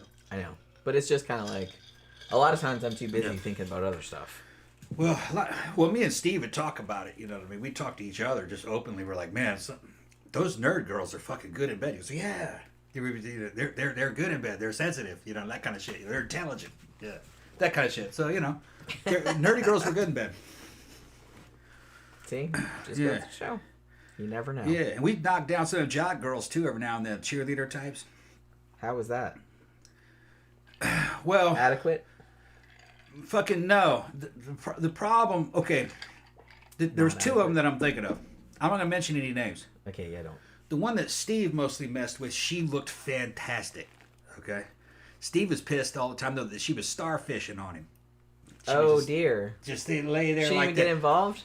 She was like a starfish. Yeah, just lay there and starfish. And he was like, what the fuck is it? And he was like, I don't know what these jocks did to her, man. She just fucking, you know, they just fucking use her as a fuck mat or something, you know? Date rape. That's what they did. Yeah. One I was messing with. I know jocks. was a short, stocky girl, big boobs from Texas. She's living up in Michigan. She was cute. She was better. But... that couldn't go far because I wasn't a letterman. You know what I'm talking about? I can't hang with those guys. That's the way they were thinking. You know what I mean? Like, you know, you don't really have a letter. You know that kind of shit. They really kind of... Wait, that was the thing? Yeah, to seal the deal with those girls, for them to like... God. They're even worse than I thought. Yeah. To seal the good deal with those girls, you had to be approved of by all their friends and the guy friends, so you had to be in their scene. Oh my God, fuck that shit. And their scene was the athletic scene. No. And I wasn't going to get my letter in something. Oh my God, don't do it. It's like Grease, dude. Don't do that. Yeah, I had other shit I had to do. Yeah. Don't do that. Don't go to the dark side. Yeah. She's cool. She's cool, though. I actually talked to her in the past few years. Yeah? Yeah, over fucking Facebook. She's like... She's all right? Yeah, she's good. She's married and everything, got kids. Okay. She's cool. She turned out okay? Yeah, yeah. Yeah, and she's still held together. Like I said, I'm not a big fan of like the whole jock normie kind of situation because like me and all my friends in high school, we got picked on in junior high and high school. We got picked on really bad by and and like I said, like later on, like I saw some of those people and like they did not age well. Like, let me just say that. No, the one I'm talking about, she aged pretty well. Well, some of them did, I'm sure. But like most of the ones I knew, I saw some of them later. I'm like, she was looking at pictures of me fucking all gothed out, and she goes, "It all makes sense now." She goes, "Yeah, that's what you were, but you didn't look that way back then. But that's what was coming." She says, "Yeah." She goes, "Yeah, that makes perfect sense." Yeah. I don't know. I can't relate to like normal people at all. I can't. What's that? I can't relate to like normal people at all. And it's funny, like the older I get, like the farther away I get from that, and it's just kind of like, but yeah. CB said Jenny's called test fucking. Yeah, okay. I like that term actually. That's a good term. Out, see what it's like. Well, here's the thing. This is why I think that the stupid shit about you should just get married at really young and like before, and you should not fuck until you get married and stuff. Like, why the fuck would you do that? You're just setting yourself up for failure. Sexual compatibility is not it's not the main thing, but it's like a big component of like a long-lasting relationship. If you don't know if you're sexually compatible or you don't know if you can live together before you get married, then you are just setting yourself up for failure. That is going to bite you in the ass later on. I mean, it's kind of important. Somebody asked what we're drinking on the show. Right now, we're drinking. This is rum and Dr. Pepper. Dr. Pepper. Yeah, which is actually surprisingly very good. It's not actually Dr. Pepper. It's Dr. Publix. Yeah, it's a Publix. It's the Publix version of, which is better. Of Dr. Pepper. Yeah. Which it tastes pretty much the same. Here in Florida, we got Publix. Publix and Winn-Dixie mostly. Winn-Dixie's pretty good too. They had to up their game to compete with Publix, but Publix. Winn-Dixie's meat is good. Yeah. Well, no, all the Winn-Dixie's good. They just had to upgrade their shit. They did, yeah. But when I was a kid, Winn-Dixie was like the ghetto trashy, shit. Yeah. But Publix has all the best fucking generic brands. Like their ice cream is Publix ice cream is better than name brand ice cream because they have their own creamery. Go to the Publix bakery. No, man, that's gonna be the best bakery in town. The way they make sub sandwiches, the best sandwiches. We get cakes from their bakery every single birthday, every single holiday. I have never had a bad cake from there. And their 2-liter sodas. And their bread's amazing. Publix 2-liter sodas, and they you get 2 liters for $3, right? Yeah. I think it is $3. No, it's $3. $3. 2 liters for $3. Yeah, and they got cola, which is just as good as Coca-Cola. Yep. They got cherry cola. Also good. Dr. Publix. Dr. Publix. They got basically like Sprite. They just call it lemon lime. Yeah. Root beer. Their root beer is better than any. It's like I like really good root beer. And then they have shit like tonic water and seltzer and fucking. They got like cherry cola, orange, and stuff like that. Yeah. And a lot of strawberry. A lot of mixers. Like seltzer, they have that. Then they'll have fucking tonic water to make gin and tonics. So, but you go in there and I at least get 2 liters every time I go to Publix. I mean, $3 for $3. I mean, shit. We'll at least get 4. Stick them in the fridge. And they have diet versions of them too. But fuck that. Fuck diet. Just bite the bullet. That's not good. If you're gonna drink soda, man, fucking drink it with sugar in it. Yeah, just like lift a couple extra weights. You'll be fine. Senior Stick says no promise ring for you, Jenny. Hey, I got the wedding ring. Yeah. So that's all I care about. I thought it was like fucking test fucking. Well, I mean, I kind of feel like that's you kind of got to try different stuff out, right? Like I said, you even know how you stand. Even when we were hanging out, yeah, like we were still dating other people because like we were friends. Yeah. We fucked sometimes. Yeah. And we had a good time. It happened. Yeah. We had a good time. We hung out together all the time, but we were still kind of like, I had just divorced. Yeah. And so I was kind of like dating this guy, dating that guy, fucking this guy. And we were having too much fun at the club to make a fucking couple out of it. It was like, let's just fucking hang out and so we can see how this shit's going. And I wasn't desperate to have a girlfriend. She wasn't desperate to have a boyfriend. We were just having fun together. What was more important between her and I was that we were friends. Yeah. So we were friends first, then we became business partners. We started doing club business. Yeah. Eventually, we said, fuck it, let's go ahead. We're together because we were inseparable. Yeah. Didn't matter what happened, we fucking gravitate right back together.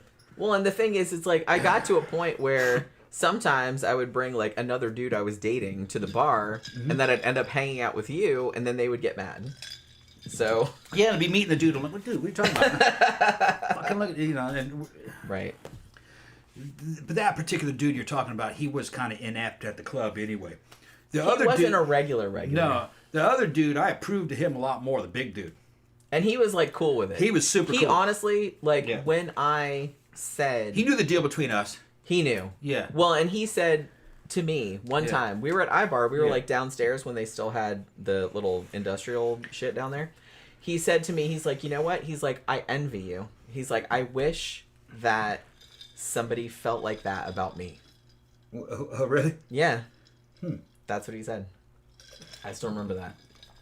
Because I liked him a lot. I really did. I thought you were going to go with him. But he saw this. Yeah. And he's just like, he's like, I hope I can find somebody someday that feels like that about me. And I was like, that's... Well, like I was saying before, fucking, I was watching this psychologist who was giving advice to dudes of what kind of women to actually go for. And then they was giving advice to women on how to get dudes. And I was like, damn. Fucking Jenny's got game, man. Some of the shit she did. If I was like, yeah, okay. Then she did the shit. And then hearing what he was saying, I was like, yeah, okay. I basically made the right decision. And it was just kind of natural. Dude said, it will be difficult to stay apart. Yeah. That's not, is that you just can't separate them. And that they're more, that the friends, the friend relationship is more primary than the fucking romantic relationship. But it doesn't mean that the romantic relationship isn't there. It just means that that's not the primary relationship. But then when that kicks in, then it all just kind of makes sense. It eventually gels over time. You know? And for us to totally settle down with each other probably took about 5 years, huh? Yeah, probably about 4 that. years. Yeah, it took a while. Around there, yeah. It took a while. But, you know, like I said, it took us a long time to get married, but, I mean, prior to that, we pretty much acted like we were married anyway. Yeah, we were basically married anyway, but fucking, I wasn't really feeling good in some of those years. Yeah. Because I was hitting male menopause. That testosterone levels were going down. And fucking, I felt like shit, man. And you have a hard time fucking maintaining a relationship when you just feel like you're fucking falling apart or that you're dying. And I did some reading on it and realized what the fuck was going on. And guys of my background who fucking had pretty high intensity lives, you know, military, law enforcement, contracting type backgrounds, you know, where there's a lot of life and death shit. It's kind of like being a rock star in a certain way. Fucking, you're riding this high, and fucking when your hormones go away, all of a sudden you crash, you know. So, yeah. So, what ends up happening is that when a regular guy just fucking, when he hits in his 50s, late 40s, his testosterone levels will start to diminish some, but they weren't very high to begin with because he wasn't under the kind of physical and emotional stresses that I was under and other guys that were under, or the highs, you know, the emotional highs. So when we lose ours, mojo, if that's what we want to say it, fucking, it hits us a lot harder, which is why a lot of veterans commit suicide or do stupid shit and get themselves killed or end up in prison. Same things happens with fucking rock stars. When they lose their shit, they fucking die. It's because of hormonal shifts, you know. Society doesn't teach men much about the male hormonal system, is because, you know, in general, we're so stable, you know, we don't have a cycle or anything. But we have a cycle. It's just one long cycle that you die from eventually. If you're an older guy and you're not happy, you're coming up on 35 plus, I recommend fucking going on testosterone replacement. Just start injecting test. You'll feel a lot better. And then you're going to have to take some fucking Clomid or something to keep your nuts working. Or if you don't want to go, you know, birth control, if you just inject test, your sperm count will drop and you'll be on birth control. Same thing that women do when they do hormonal birth control. Like if you're not worried about that, then don't worry about it. But if you are worried about that, then you have to take Clomid on top of it. I don't like to shoot blanks. I like to shoot live rounds. So I take the Clomid too. And like I said, I can't get pregnant. So. Yeah. As far as I know. So, yeah. Unless she can't get pregnant. Unless some weird fucking freaky shit So it doesn't really matter. But no, you'll feel a lot better with that test back in there. And, you know, just like if you were to lose your teeth, you want to put in false teeth. If you lose your hormones, put in false hormones. And it's just synthetically fucking produced testosterone that you can inject. There's a bunch of different kinds of it you can use. And you'll snap right back. Get leaner, get bigger. It was a huge difference. Yeah. Like in your attitude. Yeah, mostly the mental shit is I do it more for the mental stuff than the physical stuff, actually. Yeah, because I kind of feel like that was... I mean, it was a big difference, the physical stuff, too, but, like, the mental stuff was, like, a way bigger difference. Yeah. I'm solid muscle. I'm maybe fucking 12% body fat, 11%. I'll eventually get down. Right now, I'm on clenbuterol, which is burns fat. I am as well. She's on it, too. I'll be down in single digits probably in a couple more months. I'll probably reach 9. Once I reach about 9%, I'm going to fucking come off of that. I'll get real lean. And I only weigh 185 pounds right now. Last I checked. I actually wanted to weigh almost 200, maybe 195, but be lean. So I wouldn't mind actually putting on another 10 or 15 pounds of muscle. I have to do some shit for that, though. I'd go on certain cycles. I'm going to go to the restaurant. But we'll just see how it goes. CB said Tom just focused on Jenny's butt. I guess when I went to the bathroom. Oh, yeah. She walked by. I grabbed it. Did you really? Yeah, I grabbed it when you walked I'm by. so used to him doing that I just... It doesn't even register anymore. It's like every time I walk by, he's always like that. And I'm just kind of like, okay. I don't know. He likes these pants that I have on. He bought me these. So he buys me all these, like, tight pants that have, like, bell bottoms. Because he likes that kind of, I don't know. He's into the butt. Like I said, he's into tits too, but he's into the butt. Yeah. Guys take birth control. Like I said, if you go on, testosterone replacement, and if you take enough of it after a certain age, then your body thinks, because you're taking testosterone, that the body doesn't need to produce it anymore. You know what I mean? So it's just kind of like, so you will eventually, if you take enough, will start to, as they say, shoot blanks. If you don't want to shoot blanks, then you have to take Clomid, which will let you shoot live rounds again. That's how that goes. So if you go to a testosterone clinic, like a men's health clinic or something like that, they will give you Clomid along with your test. You can take it or not, like, depending on how you want to play it. Like I said, we don't really have to worry about it because we're older, but, you know. Gilded Age Phoenix says, okay, that settles it. I'm going on trend. I hope that's a joke. I'm sure it's a joke. You guys know. You guys know about how the trend thing worked out. Oracle says, Jenny, I hope you enjoy the book I sent you tonight. Ooh, thank you very much. Ooh, I love books. Well, she sent you a book? I guess, yeah. Okay. Ooh, I love books. Honestly, like right now, like last night, yeah. Like last night, I was going to say, this was like a long time ago. So last night, I rewatched Late Night with the Devil. We both did. And Tom's like, that's a fucking masterpiece. I'm like, right? I'm just like, oh my God. I wanted to watch it again because I was like, I loved that movie, right? That was fucking awesome. So we watched it again last night on Shudder, and I'm just like, yep, that was even better than I remembered. It's fucking brilliant. Still my favorite horror movie of this year. And then after that, I was like, man, I just want to watch it's Halloween. I want to watch something else scary. I kind of wanted to watch something, because I watched a couple earlier that I hadn't seen before, and they were okay, but like nothing great. And I've seen all the good Halloween ones, you know what I mean? So I was like, I kind of want to watch like a scary movie that I've seen before, but not for a long time. So I noticed I was on Netflix, of all things, and I noticed that they had The Sentinel from the 1970s. 1977, 1978, can't remember. And I was like, shit, man. We reviewed it like a while back. And I was like, man, I want to watch that again. So I said, I'm kind of in the mood for that. So I watched it again. And I was like, man, that was even better than I remembered. It's fucking creepy, right? And so then I was like, it's based on a novel. And I was like, oh, man, I don't think I ever read the novel. So today, I bought the ebook. It was $6.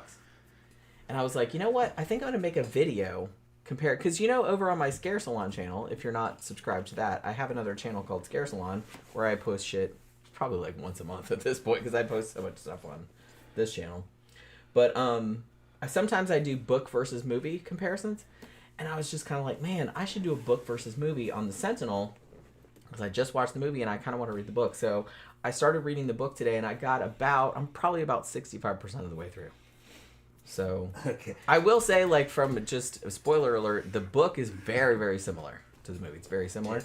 But there are some differences and I'm kind of interested to get into it. So I'll put that up. I don't know. If I get to it by Sunday, maybe Sunday or Tuesday, I might put it up. Okay, Casey's asked me if I was on Tran and HGH. Don't get me on Tren. Yeah, I did some Tren. Oh my God, were you here for the Tren stories? There's a lot of Tren of me doing this show on Tren. Oh Lord. I was on Tren for fucking 5 months, which is 2 months longer than the cycle's supposed to last. I was on that shit for 5 months, and I eventually became the Goblin on fucking Spider-Man. It was evil, evil motherfucker, an evil. It was a time. Yeah. I will say that. She didn't really understand what I was going through. I told her. Well, you didn't tell me the extent of it. I didn't really know what was going on. All right. I've done a lot of drugs. I've done a lot of drugs. I've done a lot of drugs. Okay. The LSD, very powerful drug. I like it. Very mind-bending. I also like LSD. Tren is more mind-bending than LSD and a lot darker. It makes you fucking crazy, all right? It makes you very evil and Machiavellian. Did me. Some dudes, it doesn't seem to affect them that way.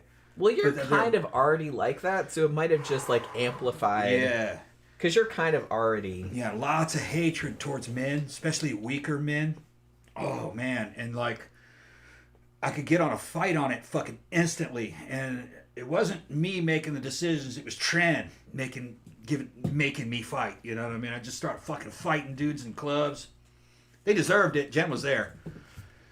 But yeah, I can't say that you just like picked a dude randomly. I mean, but you're just they did have it coming. There's no rationale to it. It's just instant fucking reaction. As a fucking veteran soldier from fucking combat arms units, you know what I mean? Fucking airborne infantry and shit. If I was ever going to go on a fucking commando suicide mission in the end of the world where I probably wasn't going to come back, I'd be on Tren. Like a zombie apocalypse. Tren, yeah. And thinking of that was like, man, that's why Oswald in Spider-Man, he's got Oscorp and he makes the combat enhancement fucking drugs that he's taking. He takes them himself, becomes the Goblin. They're talking about Tren. Because a lot of superhero shit is actually based on fucking steroids. Well, yeah. Captain America is about steroids. Writers aren't dumb. They get their ideas from somewhere. Yeah. Batman is on steroids in most of the fucking animated versions. He's got his own blend. He even steals some of Bane's blend and puts that in with his, because he's in his 50s in some of those cartoons. Batman in his 50s, he's jacked, man. He's got a fucking 20-inch waist and like a 62-inch fucking chest and shit. You know what I mean? Which I don't think a real person can. No. Oh, Phantom says it's Norman Osborn, not Oswald. Oh, it's Osborn. That's right. Osborn. Someone correct him. I've been drinking. Okay, now, so really? Tren, yeah, I've done it, but don't do Tren. Tren didn't do anything to me that 4 or 5 months of Deca would have done. About the same as Deca. And they're in the same family, you know. The fucking, shit, what's the name of that shit? Fucking Deca, Durabolin, and Durabolin, also known as MPP, and Tren are in the same family called 19-Nortestosterone. But Trenbolone, it was made for humans originally in the 60s, but they pulled it from the market because of the psychological side effects. Which are many. They're bad, yeah. And it's funny because it's the same fucking thing. It's 19-Nortestosterone, but it's a different ester of it. And there's something about the way it affects the human mind. Because the other shit didn't do anything to you. Like, you were just regular. But that made you like a fucking crazy person. Yeah, so what Tren, they downgraded Tren from human use to veterinarian use only. And when they did that, they made the production of it very cheap and it went into the cattle industry. So they started giving it to cattle. All right, make cattle bigger.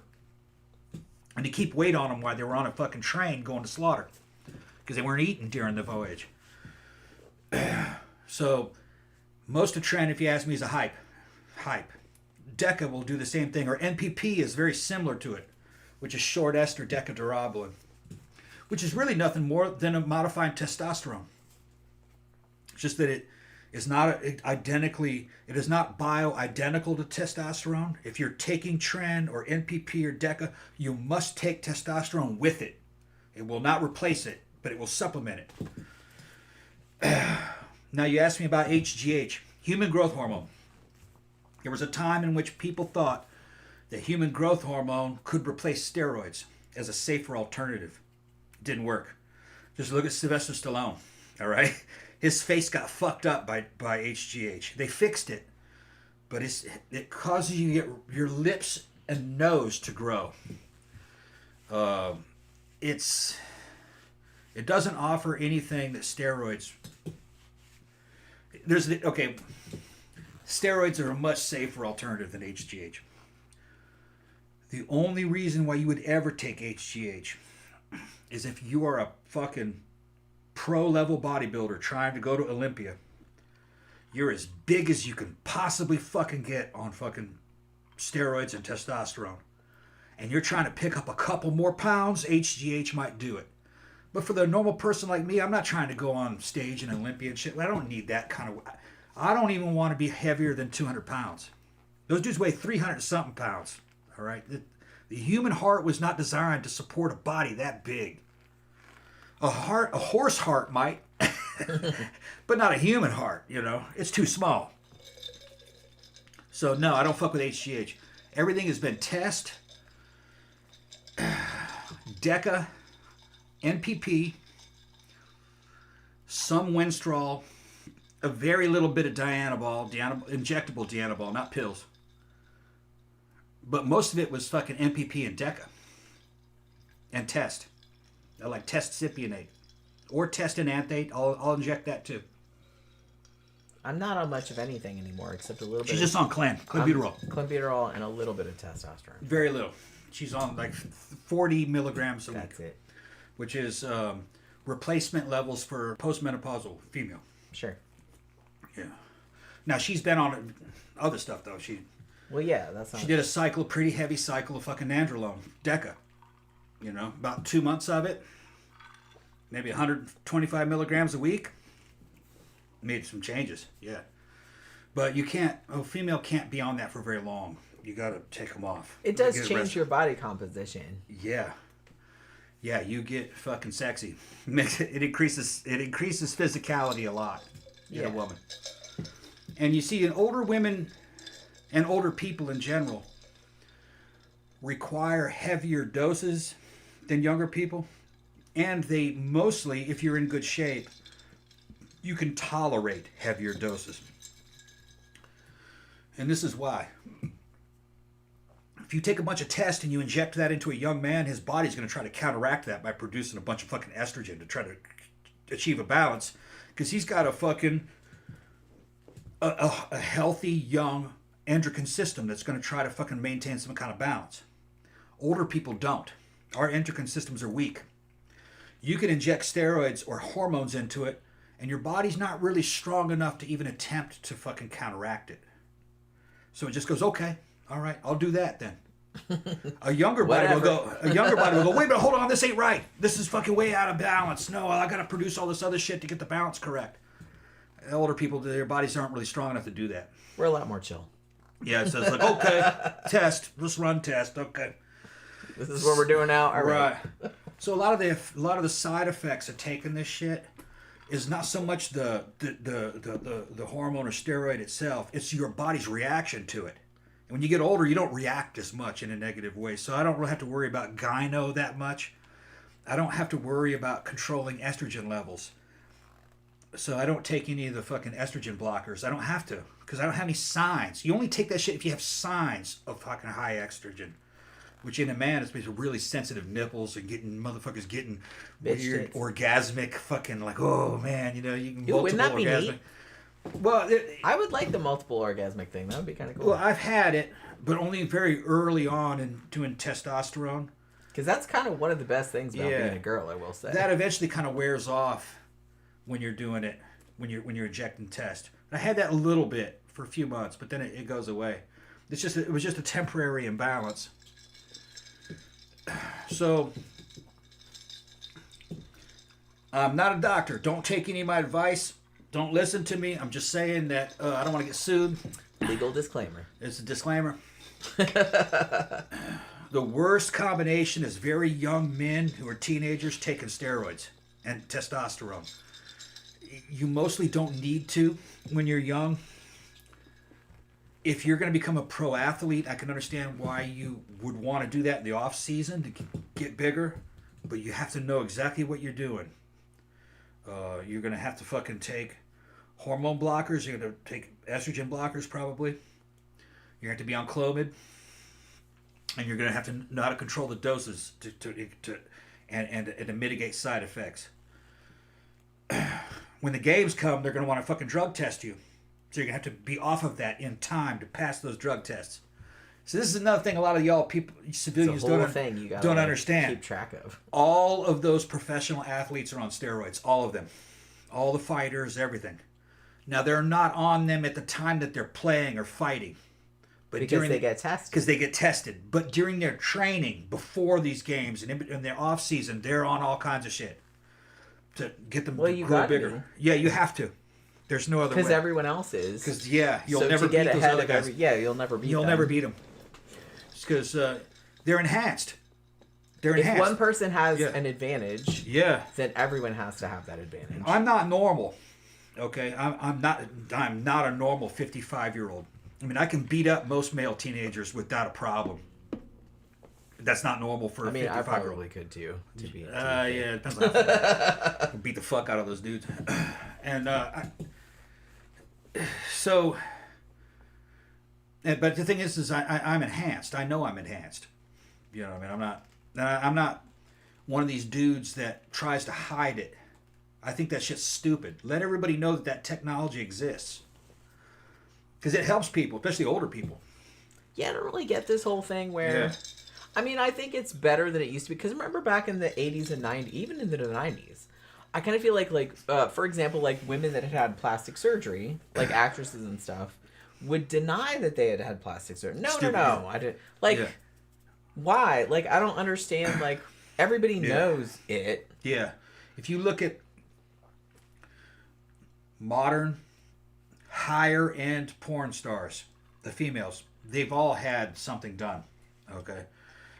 Implants, of course, and a lot of them steroids, of course, a lot of them. Okay, at least be honest about it. Yeah, they're going to be honest about the implants, but they're not going to be very honest about the steroids that they take. They take steroids too. But like I said, at least some of those amazing figures that you're seeing that these women have that can only be produced by fucking with hormones. And hey, the technology's there. People know how to do it. It's not as bad for you as you think it is. The data actually says is with your older, it actually increases lifespan, so it's better for you because your body doesn't produce these androgens anymore. Yeah, like you're just replacing what is lost. Well, like I said, it's just like anything. As long as you don't fucking overdo it and go crazy. There's limits. Well, like I said, I'm always a big advocate of. I don't like people that. It's just kind of like, chicks that like take a picture and it's like, this is like no filter. I'm like, yeah, okay, right. Like. It's just kind of like, as long as you're honest about it, you can use filters, you can use other things, you can use steroids, you can use other things, as long as you're like fucking honest about it. That's all. Well, if somebody asks, you can go, yeah, I'm on everything. Yeah. But you don't do that up front. You know what I mean? But if anybody ever asked me, like, fucking, damn, or do you take steroids? I was like, yeah, among other things. Yeah. I don't give a shit. Yeah. I don't really see why there's any shame attached to that, or... I don't take the amount of steroids that a pro bodybuilder takes. They take 3 or 4 times what I take. Very rarely do I take more than 1,000 milligrams of mixed androgens a week. Right now I'm on 1,200 milligrams a week. But it's a pretty heavy cycle. And it's about half and half testosterone and nandrolone. But at my age, that's not a big deal. Especially because I'm 4 years. I've been taking them for 4 years. So I have a good resistance to them, and a good tolerance to them. And honestly, most of the stuff that you gave me, because you gave me some stuff too, but like a lot of it really didn't do much of anything. Yeah, I was doing, the dosages were what was recommended female doses for young females. Just nowhere near what you need for an older female to react to. No, man, you need some hardcore shit. Yeah. To get through this. Yeah. I started to do more and more research and actually talk to female bodybuilders about what it is how much they're actually taking. Chelsea Baby's one of them I'm talking about. She's a fucking open class bodybuilder. She weighs 200 and something pounds. She's fucking huge. She's maybe only like 5'3", but she's... That's my height. Stronger than me. She's fucking big, They take a lot, man. They're fucking taking. She's taking like twice what I take, and she's been doing it for a long time. So, in short bursts on an older woman, you're talking about damn near a male dose. Yeah. You know, and they'll respond a lot better than that. Well, like I said, I've always been like not. I don't really respond to things. Yeah. The way that, but anything. Yeah. Like not just hormones, it's just medicines or anything like that. Like I don't really respond to anything in any kind of dramatic kind of way. I want you off cycle for at least 2 months. You want to see what happens? Yeah, I just want to see you off cycle for about 2 months and see how it goes. But like I said, I'm not concerned. Then we'll put you back on cycle. Put you back on fucking Deca. Maybe about 100 milligrams a week. We'll see how it goes. Like I said, I never really feel I'm a very even keeled person. Like I kind of just feel pretty much the same all the time. I don't really have any big dramatic highs and lows. I don't know though. When you're on cycle, you're actually very positive. I think your mood does actually kind of go up some. You seem to be more energetic. You're more productive at work. You work your ass off. Well, I do that all the time though. It seems like you sop it up better though. I think it does kind of fucking. I don't know.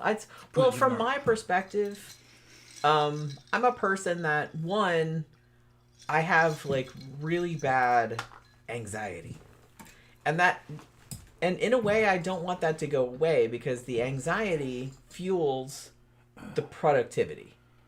Yeah. Because the fact that I'm anxious about stuff, I have to get all this stuff done. So I get all this stuff done because I'm anxious that I'm not going to get it done. You know what I mean? And so like if I lost that, I'd probably just be lazy and like lay around. You know what I mean? Yeah. Because I know me. Yeah. You know what I mean? I was like, if you told me that I didn't have to do this and that and I wasn't anxious about it, I would just like do nothing. So anxiety for me is bad because it's stressful. But it's also good because it lets me get a lot of shit done. So it's a trade-off. I don't want the anxiety to go because I wouldn't get anything done. Yeah. But on the other hand, I don't like the anxiety because it makes me feel like crap all the time. Yeah. So it's kind of like I don't know. It's kind of like a catch-22. But that said, and all of the stuff that you've given me did not move the needle that far in one way or the other. Well, no, it takes a lot and it takes time. Yeah, it takes a lot. Like you were like, okay, we're gonna give you this and see if it's different, and it's just like it really wasn't that different. It would move the needle maybe like that. It was just like not. Some people have it in their mind that it's like a magic elixir. No, you do one injection, all of a sudden you look like some dude fucking stepping out on this fucking stage at fucking Olympia. No, you don't understand how much shit that dude took to look like that, and how much weight he had to lift. Somebody asked me in the comments if I work out. Yeah. Obviously. Yeah, at least twice a week. I have a gym at the house, so I'm going in there and I'm curling. Yeah, we got a room right down the hall. It's like got all the equipment. Yeah, I'll see something on TV. I'll get mad. I'll go run and fucking go to the pull-up bar and pull up.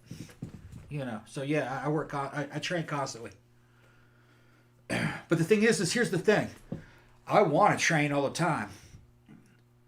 But I found out that I didn't get very big doing that because working out does not build muscle. It destroys muscle.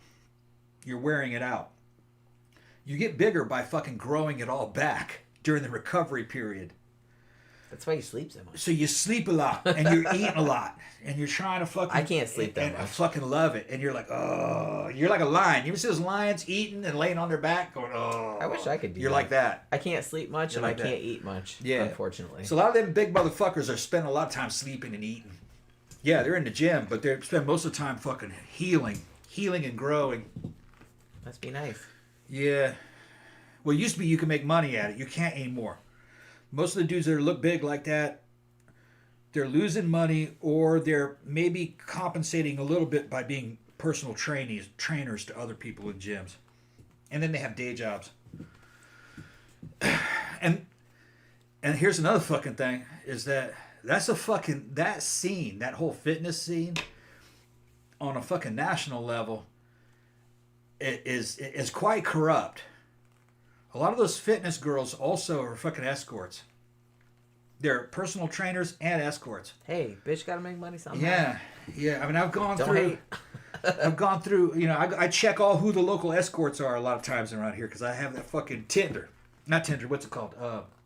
I don't. Why do you? Tryst. Do that? Tryst. Why do you do that? Tryst is fucking fascinating. I want to see who's hooking. You know what I mean?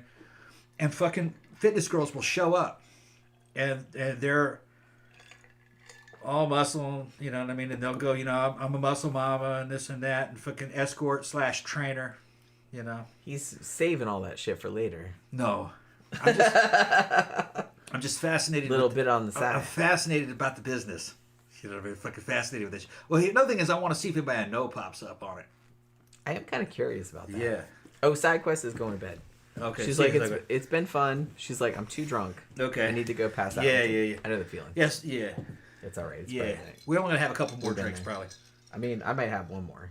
It's Friday night. We're not going anywhere, so I'm not worried about it. But yeah, We might be running out of mixer though. we could scare something up, or we could just drink straight liquor. Drink straight liquor. Yeah. We'll see. But so you and Tryst, okay. Yeah. But no, you go on Tryst and you'll see, you know, in the Orlando area, there was at least 2 or 3 female bodybuilders that were... Anyone we know? No. You didn't see anyone? Didn't see anybody I know. You see, I know some... I know one local We know a couple pro. of people that are escorts. And she's married and she's a little bitty thing. She's cute as shit and she's fucking getting jacked. And she's all natural. She doesn't take anything yet. But it's just they tend to. She's doing mostly bikini. No, it's not bikini. Fuck, what was it she was doing? But it's very natural. She's doing natural bodybuilding. Okay. A lot of times, what ends up happening is those girls will get into the natural stuff. They'll get pretty lean. And they realize that they kind of max out, that you're not going to be able to get any bigger than that. And whatever your position is in that fucking segment, it's going to stay about like that until you age out. You won't get bigger than the girl that's bigger than you. Because you're using naturally produced testosterone. Because women need testosterone to get big too. Well, yeah. So what they do is Both they men say, and women they say, well, I guess this is all I can be as a natural. I want to go into another field. Let's go more into the fucking, you know, open class or something. You know, they start getting bigger. So they start taking stuff, getting bigger. Yeah. Now, some of those girls are fucking, some of them, you know, it depends on how they turn out. Some of those girls come out, they're very attractive. They look very good. When you see them on stage, they're all oiled up. They're all fucking pumped up and shit. And they've fucking lost a lot of body fat for that competition, which doesn't really, to me, I don't think that looks very good. But that's not how they actually look in person if you see them just walking around normally. They look a lot better than that just in their little videos on Instagram. They look more normal.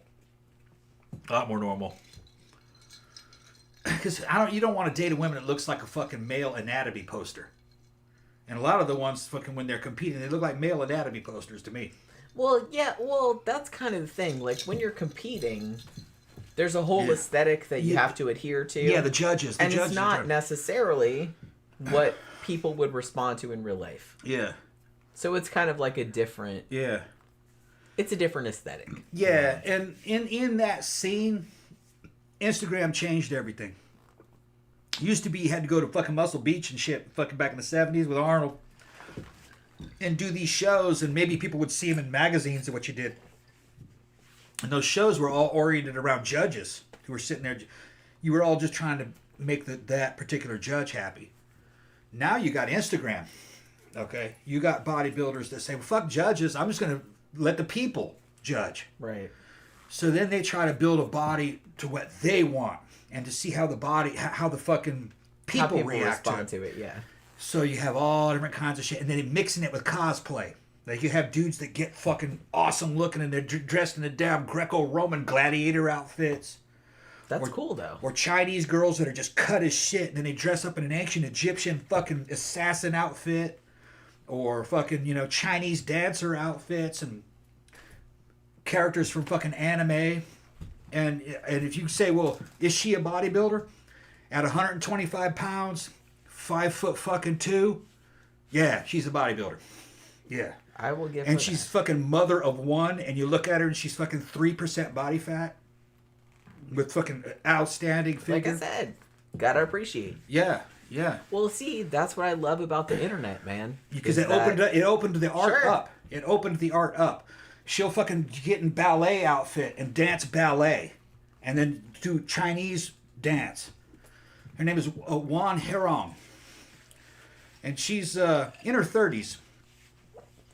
And she's a one of a kind, man. It's just some chick that came out of a gym in China. She has a very like normal hubby, you know, and a daughter. But she got into it, and she's got millions of followers. That's what I mean. Well, she found shit that she liked. Yeah. And she didn't go to and people responded. And she did do a couple of going on stages and doing... She did some of that. So she does have some trophies from that. But that's not what she liked. She liked her fucking photo shoots and her Instagram. That's a lot funner. Yeah. Because it's more open. Well, and plus you can control your own content. Yeah, right, yeah. Like, it's not reliant upon other people judging you for whatever the fuck. Like, you can just, like, put your own shit up on social media and be like, hey, do people like this or people not like this? If they respond, cool. If they don't respond, okay, maybe I should do something else. So it's just kind of like, you don't really need... you know, a hierarchical kind of system saying it's like, oh, this person's cool and this person's not cool. Like, you know what I mean? I'm going to show them who I'm talking about. Gilded Age Phoenix says, I don't know. I don't want to date a lady who could end my life in just one punch. Pussy. Yeah. No, I'm just teasing. But yeah, I don't know. I think that's kind of hot, though. Would you think it was hot if I could, like, kill you with a punch? Yeah. I think Tom would think that was hot. I don't know if I could. I probably not. But maybe. Full Metal Nosferatu says, Tom, have you ever tried blood restriction bands? Arms and legs. I'm going to try them hopefully soon for strength training. Not so much for getting jacked, but getting my overall 50-year-old health. Okay, so he's 50. I've heard of that shit, but... that shit sounds hokey as fuck to me. A lot of the fitness industry is fucking a lot of it's pseudoscience. Well, and bullshit. a lot of it's bullshit, but right, it's just to sell you powder. Just like everything. It's just else. to sell you some kind of powder or to sell you some kind of a fucking exercise fucking thing.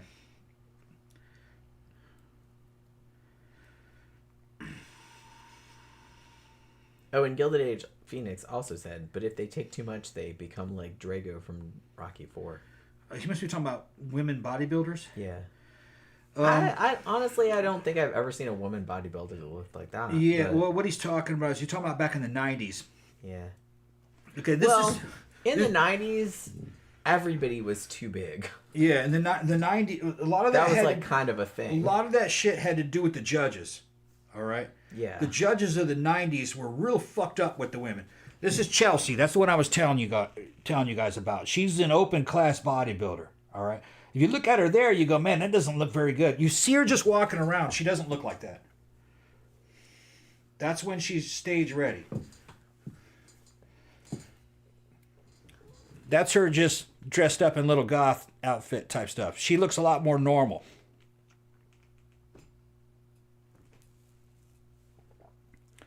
And she's about Jen's size. She's about Jen's size. I have wider hips than that. She's about your height. But that's about my size. Yeah. I do have wider hips and maybe a smaller waist. Right. But that's about my size. Yeah. Right. That's her, no makeup and stuff. But you see, she's definitely a girl. I mean, come on, that's a girl. She's just having fun. Well, she's just a big chick. Here's the thing. I kind of feel like a lot of these dudes, they get fucking their butt hurt. They're really over like intimidated. Yeah. Yeah. They're intimidated by girls that could beat their ass. Yeah. Look at her. So look at her. She's just fucking sweetheart. Well, yeah. That's what I mean.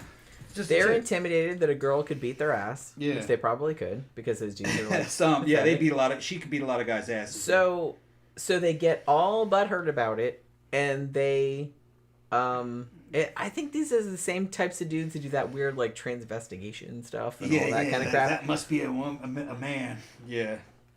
Which like, and I'm sure those are probably the same people that have dropped into our comments every now and then and said that I was a man. Yeah. And I'm just like, oh. We got video proof that she's. Are you just afraid that I could kick your ass? Because I probably could. You little man baby. Yeah. So I don't really truck too much with that kind of nonsense, because there's obviously an ulterior motive. You were intimidated by the person. Why would you cry about it otherwise?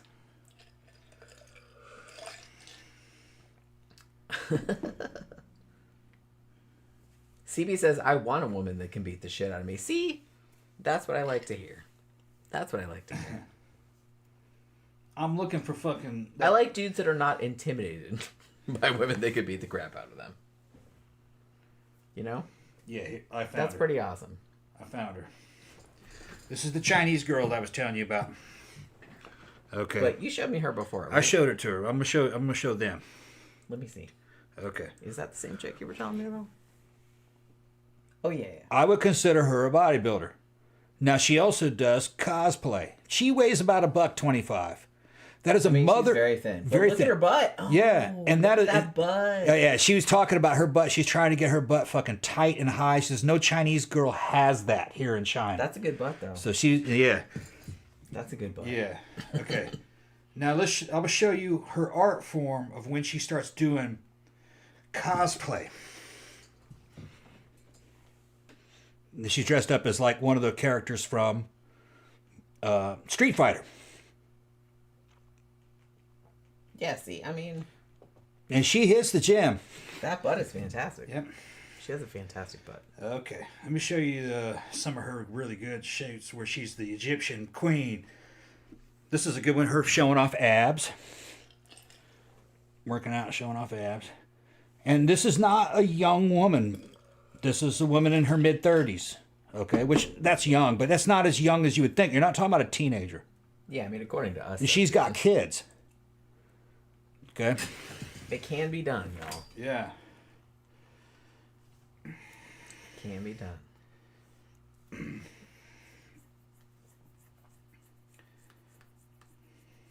Now, is that natural? No. No, she's on no, stuff. but you know. She's on stuff. She's at least taking Clem. And I think probably things like Anavar. Probably. She's on something. To look that out. I think that's a Chun-Li outfit.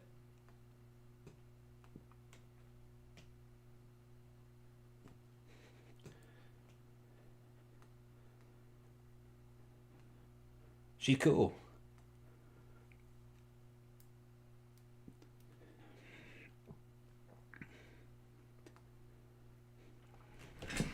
She could probably strangle you with those thigh muscles. She's very little, though. She's not very big. I mean, that's okay. Oh, this is the one where she was doing the Egyptian assassin queen.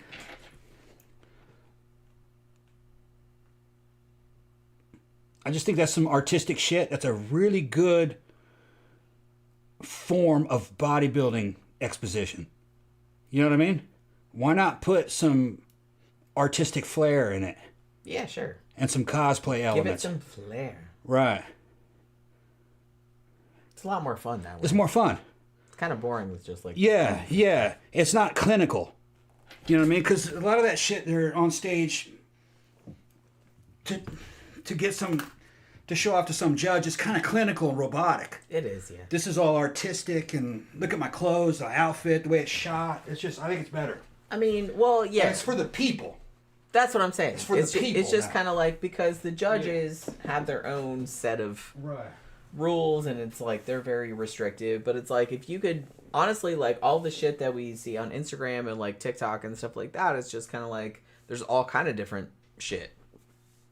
Different body types, different outfits, all that kind of stuff. And it's just kind of like, you can just pick what you want, you know?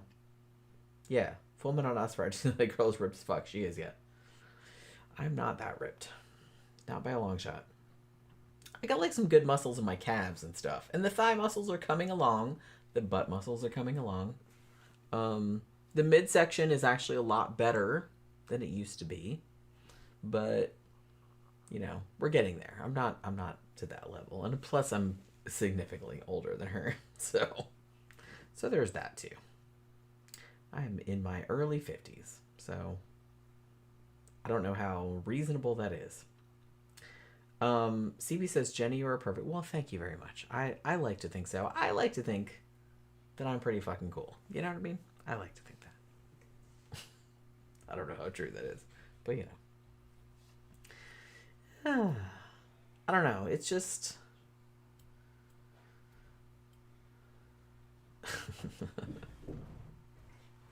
Phantom says Heretic needs to hurry the fuck up and come out already. It's not coming out until I think next week. It's coming out. I want to see it too. What needs to come out? Heretic, that movie with Hugh Grant. Remember we said now, has anybody seen the new Venom movie? Because I liked the first two, and I don't know if the fucking no one's talking about it. They're not. Really I kind of feel like I saw a couple of reviews and people's faces and the like, and the thumbnails were like that's what I heard. And I was just kind of like, okay. I don't know. I mean, I still kind of want to see it, but yeah. CB told me that I was perfect. Yeah, Jen's awesome. I am awesome. I like to think so. I don't sound like that's hard for me to say. I take that back. I'm not awesome. I'll say that kind of stuff. But yeah, I am awesome though, right? I'm awesome. Yeah. Okay. I thought I was awesome.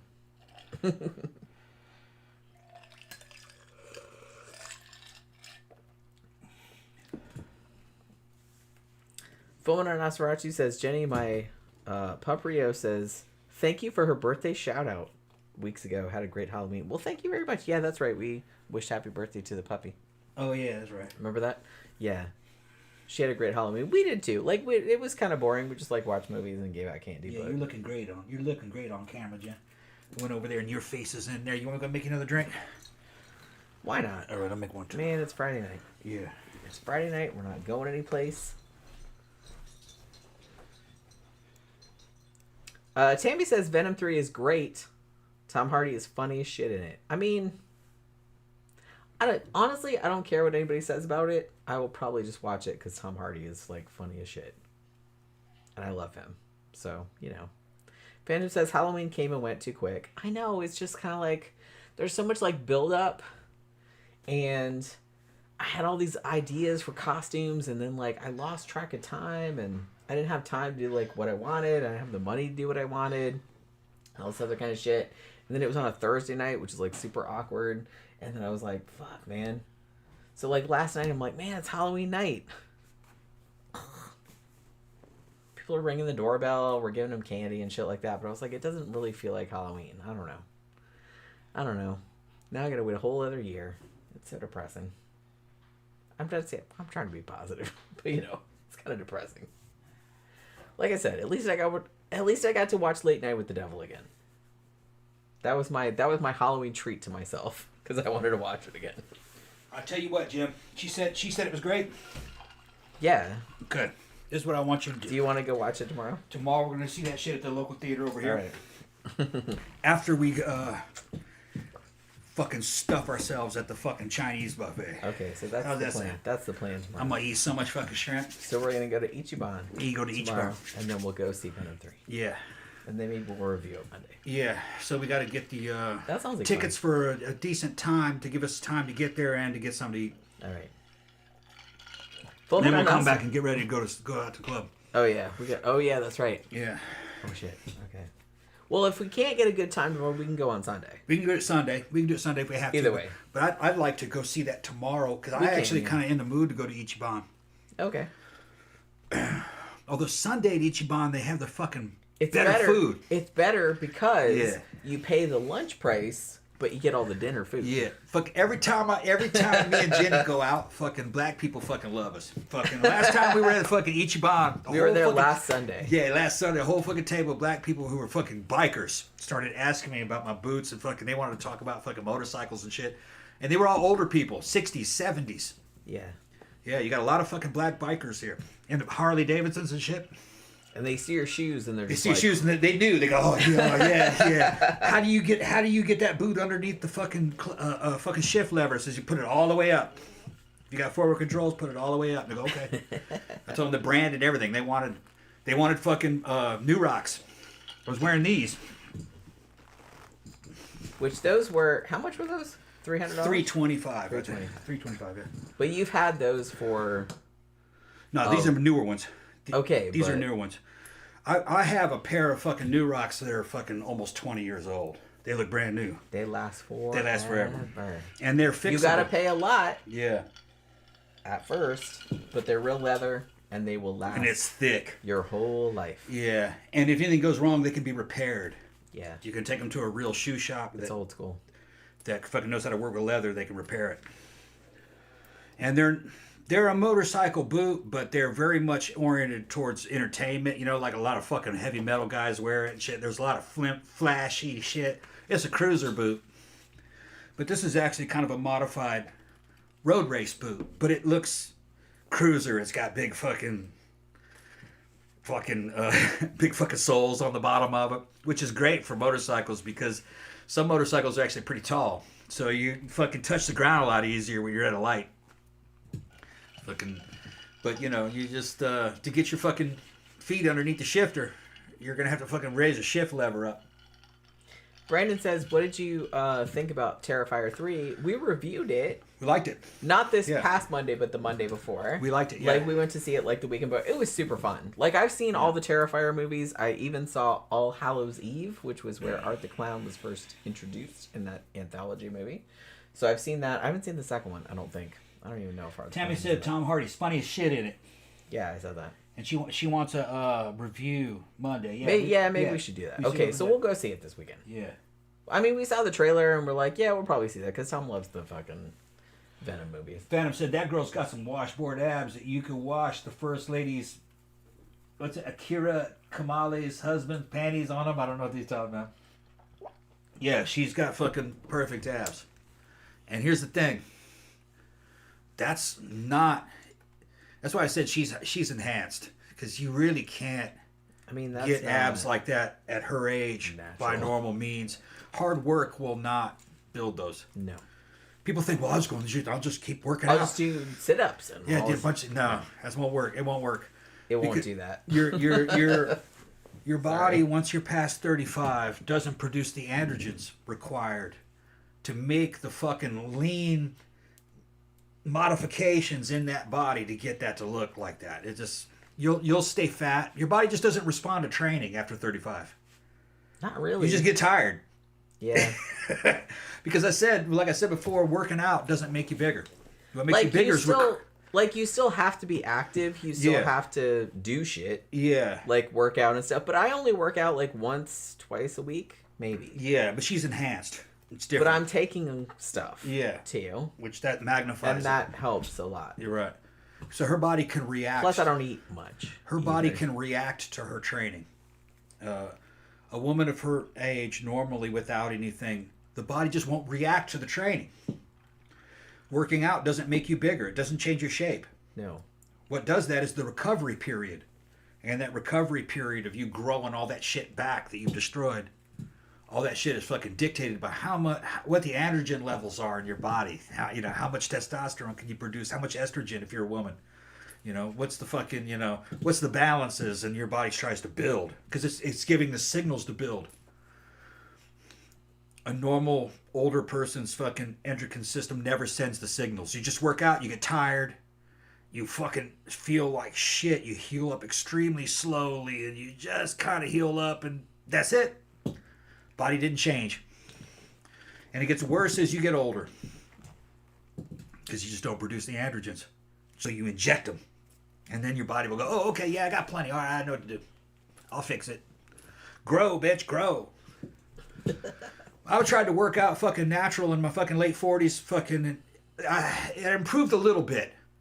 But it does help some. Yeah, it improved a little bit. We're not saying you shouldn't do it. Then I tried to fucking push it and fucking get more and more out of it. And really all I did was just end up going,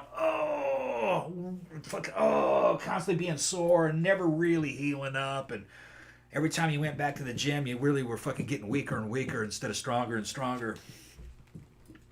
Because the androgens aren't there. Took tests and all of a sudden things went blink. muscle groups that I worked out when I was a kid, fucking like my calves, they just fucking boom. They woke back up. My calves look like a fucking pro bodybuilder's calves. Because I was, in the army, I was fucking infantry, carrying a rucksack around, fucking up and down those mountains in Korea and shit. Fucking that puts a V's in the back of your calves real quickly. And my body remembered that. I fucking went on test, and all of a sudden my fucking calves went boom. They look like fucking rotisserie chickens back there. They got big. And I never worked I have the V in my calf now. Yeah. Well, see, here's the thing. When I was younger, I did ballet. Ballet and acrobatics. I used to do back bends and back I wanted to flips, get back in that shit. all that kind of shit. Yeah. I did ballet too when I was younger. So I kind of feel like my calves, at least, remembered. Yeah. Because that's like the best part. Well, what ends up, because you're walking around, another thing is that because you're Caucasian, Caucasians have very good calf genetics in general. Because we're a mountain people who climb up and down mountains for fucking generations and generations, going back thousands of years. We don't have a running leg. We have a climbing leg. A running legs have much smaller calves. Like black people have runners' legs. That's why they're so good at running. They got little skinny calves. And they can run in like bare feet. So and they can fucking run very fast. You can't run fast with big calves. Now, I have seen some black bodybuilders who just really focus on calves over and over again. They're under a lot of steroids, though, and they can build a pretty good-sized calf. But it's so much easier if you're white. That's why don't let anybody tell you there's no difference between white people and black people. Anybody who's been in the service, we got fucking black dudes here in the service, my friends. Yeah, there are physical differences. Because we come from different genetic backgrounds. Yeah, I mean, they're not massive, but it's like, Yeah, black dudes are just not as resistant to cold. They get fucking frostbite a lot faster than a white person.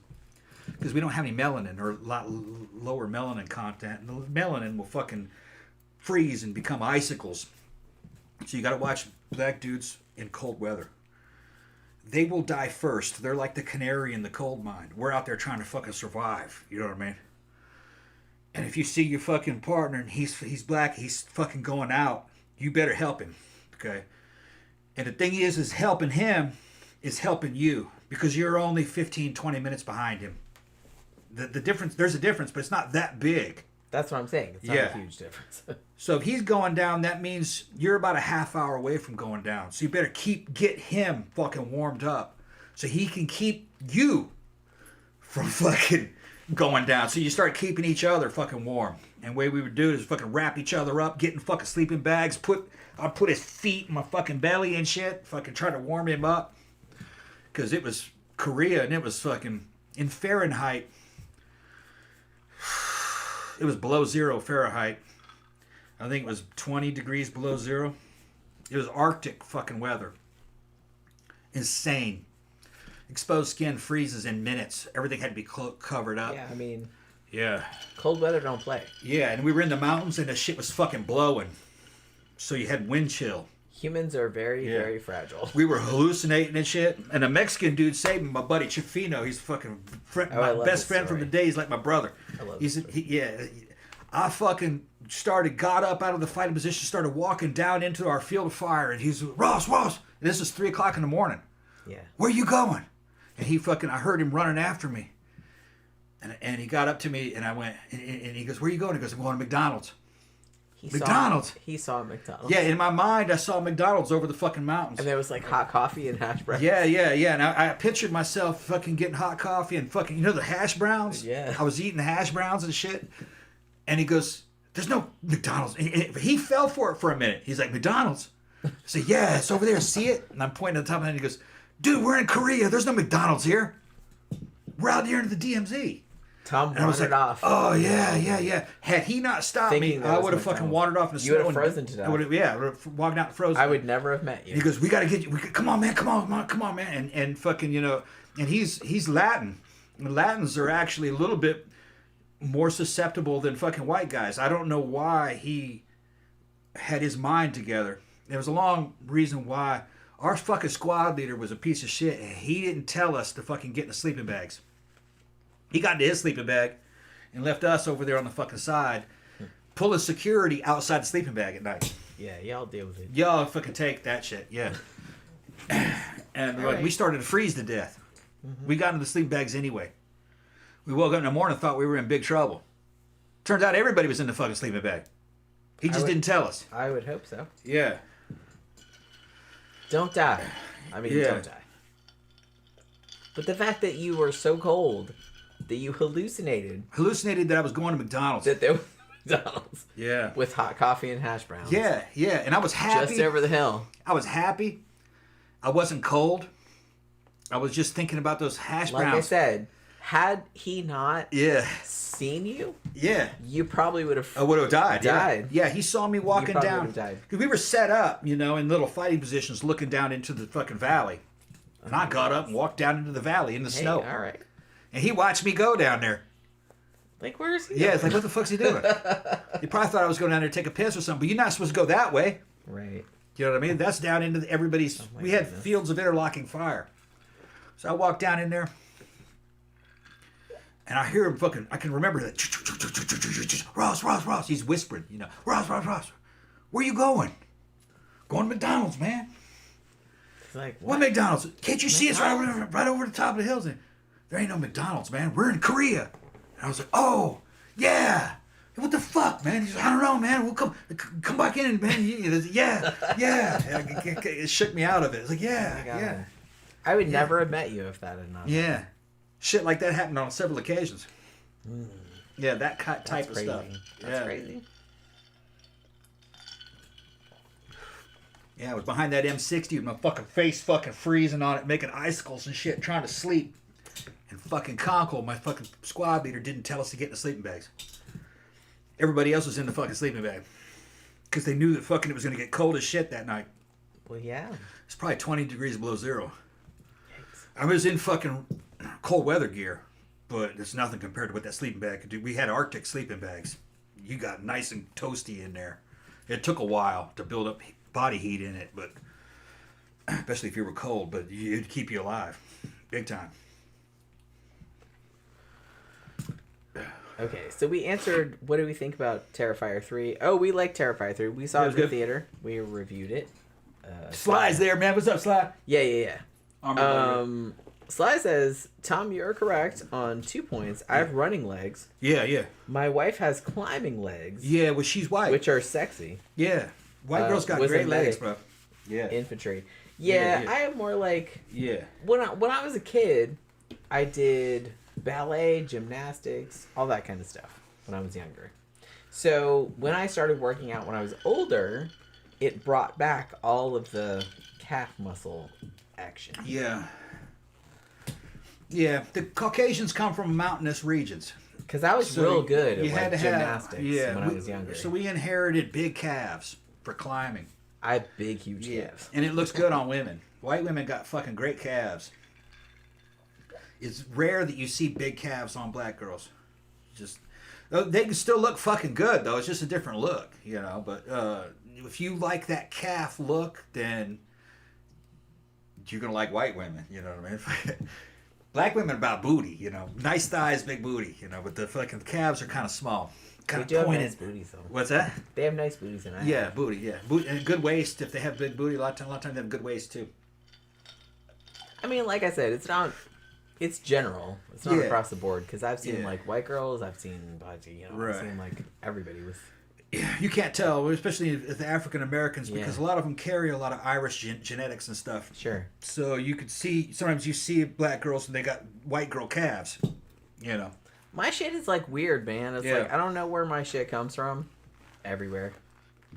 I'm short as shit. I'm 5'2", 5'3", something like that, and I have this body that's like I have super short arms, super short legs, little bitty feet, little bitty hands, big ass thighs, big ass calves, tiny feet, little feet, little flat feet, it's like a weird situation.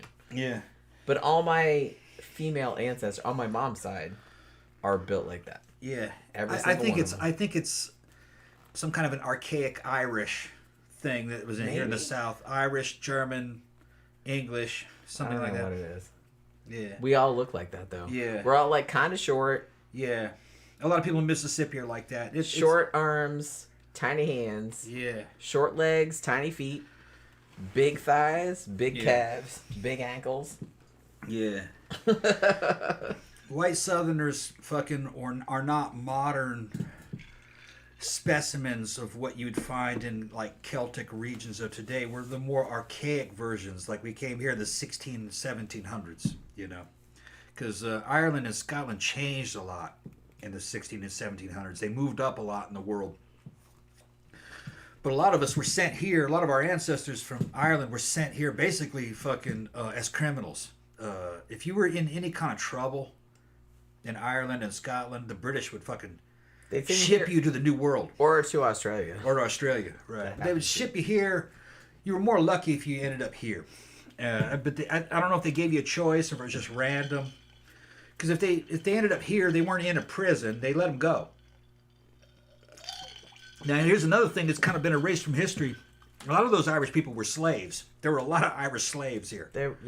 A lot of them were like convicts. And they turned them into slaves. Well, that happened in Australia, too. Yeah. That happened in Australia, too. And there were a lot of Irish girls that got enslaved. Mm-hmm. That ended up as bed warmers, basically. And fucking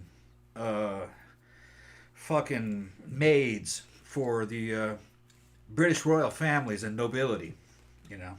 They probably considered that kind of like taking in homeless people. Yeah. And like civilizing them. I'm sure they probably thought it was moving up. Very highly of themselves. Yeah, right. Well, let's take in this pretty Irish girl. Because they don't think of her. They don't think of that as a person. Yeah. That's not a person. Yeah, here, you're out of poverty now. You can wash your feet, you know. Come in bed. I'm so magnanimous. Climb in bed with your fucking lord. Right, yeah. That kind of shit. Like I said, this is the problem I have with these kind of hierarchical systems, is that you always like think of another human being as lesser than you. And so you can do all of this stuff to them. I don't understand that mindset. It was kind of a different. It's like that in most of the world, even to this day. Central and South America, Brazil. I know, like that. Unfortunately, it's just the way it is. It's like a class system. I know, and it's almost inescapable. What you have here now in the United States, and they don't want to fucking say anything because the people that run the media would have egg in their face. They like to say that the big dividing line here in the United States is race. It isn't. If you actually look at who's making the money and who isn't, the dividing line is who has a college degree and who doesn't. That's the difference.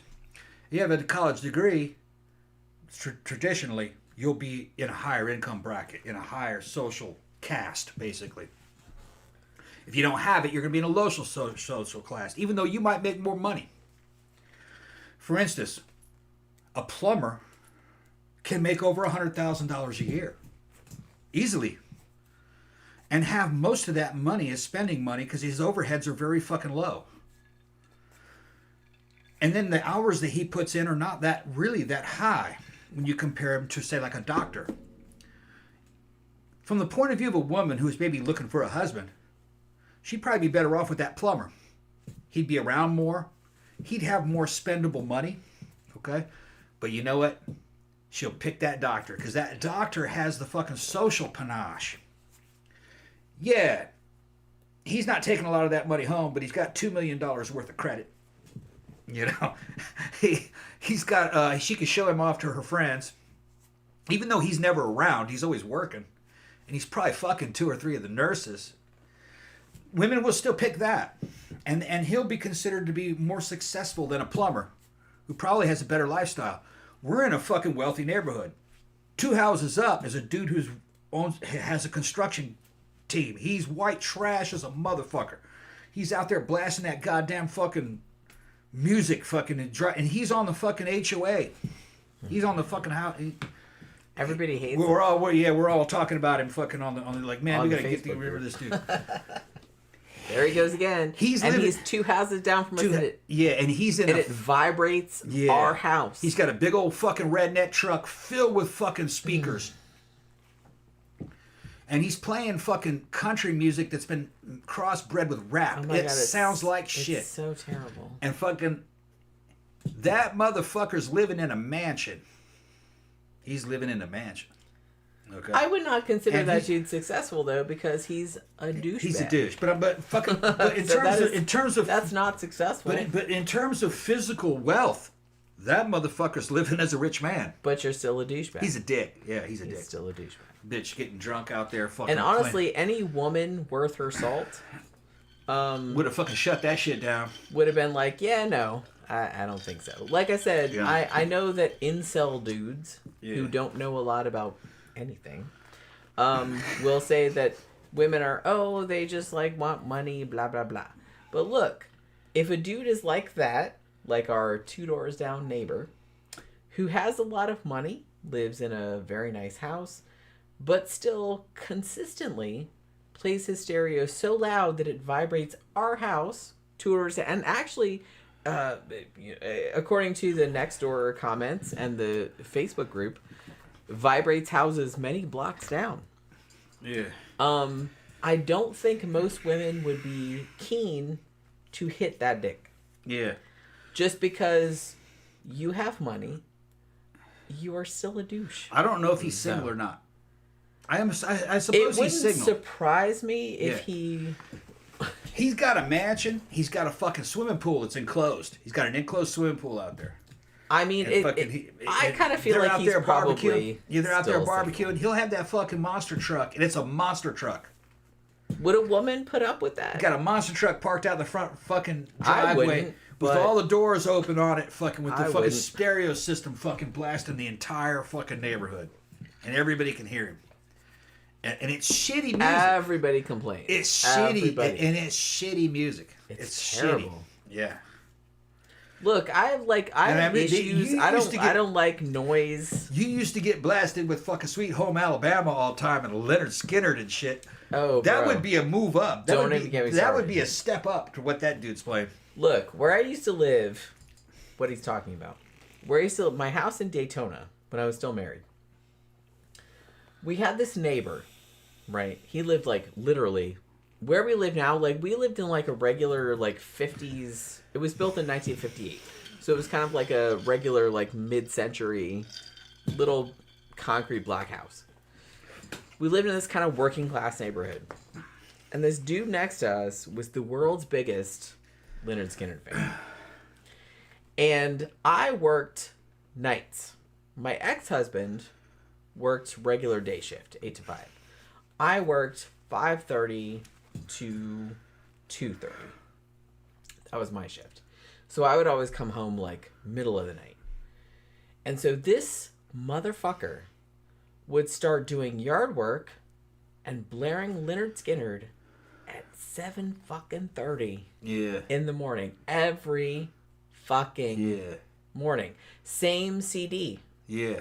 Greatest hits of Lynyrd Skynyrd. Yeah. I was like, how can I kill this man I don't have anything without being found out? I don't have anything against Lynyrd Skynyrd as a band. Fuck. They're actually pretty good. In their day, they were very good. The problem is that the shit's old. It's kind of played out. And he would sing at the top of his young singing Lynyrd Skynyrd. Yeah, Sweet home. I'm like, okay, we get it, bro. This song's like Southern rock, 40 years old. Yes, Southern rock. It's please fucking shut up. Old. Yeah, it's fucking old. I have worked until 2:30 in the morning. I need to sleep. Yeah, you are edging at 7:30 in the morning and blaring Lynyrd Skynyrd literally 10 feet from my house. Ooh, that smell! Can you smell that smell? I mean, a couple of times. Yeah, he did that too. A couple of times, I opened all my windows and blasted like Bad Religion out the window at him. But it didn't really seem to have much effect. What Lynyrd Skynyrd is good for is to sit around with fucking stoner buddies and just fucking smoke fucking lots of fucking weed and maybe like pass Southern Comfort around. I would never look. I would never in a million years like subject other people. Yeah, to your music. No. Yeah. Why would you do that? The more obnoxious the music, the more they're going to subject. I don't understand, like, why. It's like, is it virtue signaling or like a weird thing? Yeah, it's like virtue signaling. And I don't get that. I don't do that. So it's just kind of like, I don't really understand that. Like, yeah, you have to listen to my shit. Yeah, fucking Sly. He's in the HMO. So he's immune. Not HMO, but HOA. HOA. Yeah, he's in the HOA. He's in the fucking housing fucking authority. That's what sucks. You can't do anything about it. And people are complaining about Everyone complains. And then he's in the HOA. He's in the HOA. And then he's saying, I'm applying, I'm within the law because I can do this up until 10 p.m. Yes, but he's done it past 10 p.m. Yeah. A couple of times that I have noted. Yeah, it shakes the whole fucking house. It's just like a fucking concert. Like our whole house in our bedroom. Like sometimes I'm watching something on TV and like you can hear the whole house rattling. Yeah. And his shit is louder. Yeah. Than what's on the TV. Yeah. Louder. So it's just kind of like, can we kill this person? I'd get in trouble. I could do it, but I'd get in trouble. I mean, people like what this... What I could do is just shoot that truck up. Here's the thing. I could shoot that truck up. I'm not a violent person. But here's the thing. Like, people like that. Yeah.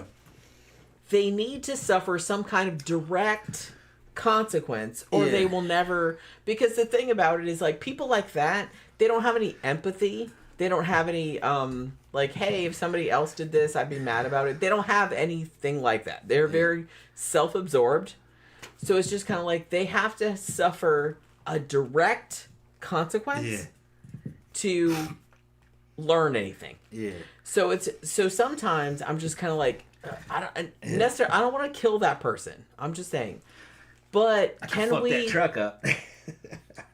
But see, here's the thing. It's the truck. But people like that, though. Yeah. People like that will always blame someone else. So they will always play the victim. Yeah. When shit like that happens to them, because they will do shit to they will inflict their shit on other people. But when somebody else does the same shit back to them, they will play victim. Yeah. Sly, I got this moderated fucking AK. In 7.6239 side folder with a moderator on it. It's not silenced, but it's moderated. Gotta be. And I got a fucking whole bunch of fucking steel core ammo. Fucking, and it's mil-spec steel core ammo from fucking Hungarian. It's Hungarian ammo. I could get into a fucking position about 200 meters away. And fucking crumple that truck up. It would look like a fucking bent up fucking... It would look like a fucking cheese grater when I was done with it. I would actually want to record the sounds of what those speakers do as I'm fucking chewing that truck up. I put down about fucking 300 rounds on it. Yeah, that'd be awesome. Then I'll slip away out the shadows, fucking double back, do a cloverleaf pattern on him, fucking get into a waiting vehicle and fucking drive out, and then a couple hours later come back in. This shit would be fucking hilarious. Yeah, don't do it, Tom. Yeah, I'm not gonna do it. I'm gonna let somebody else do it. I'm not gonna do it. It's not worth it. It's fucking annoying though.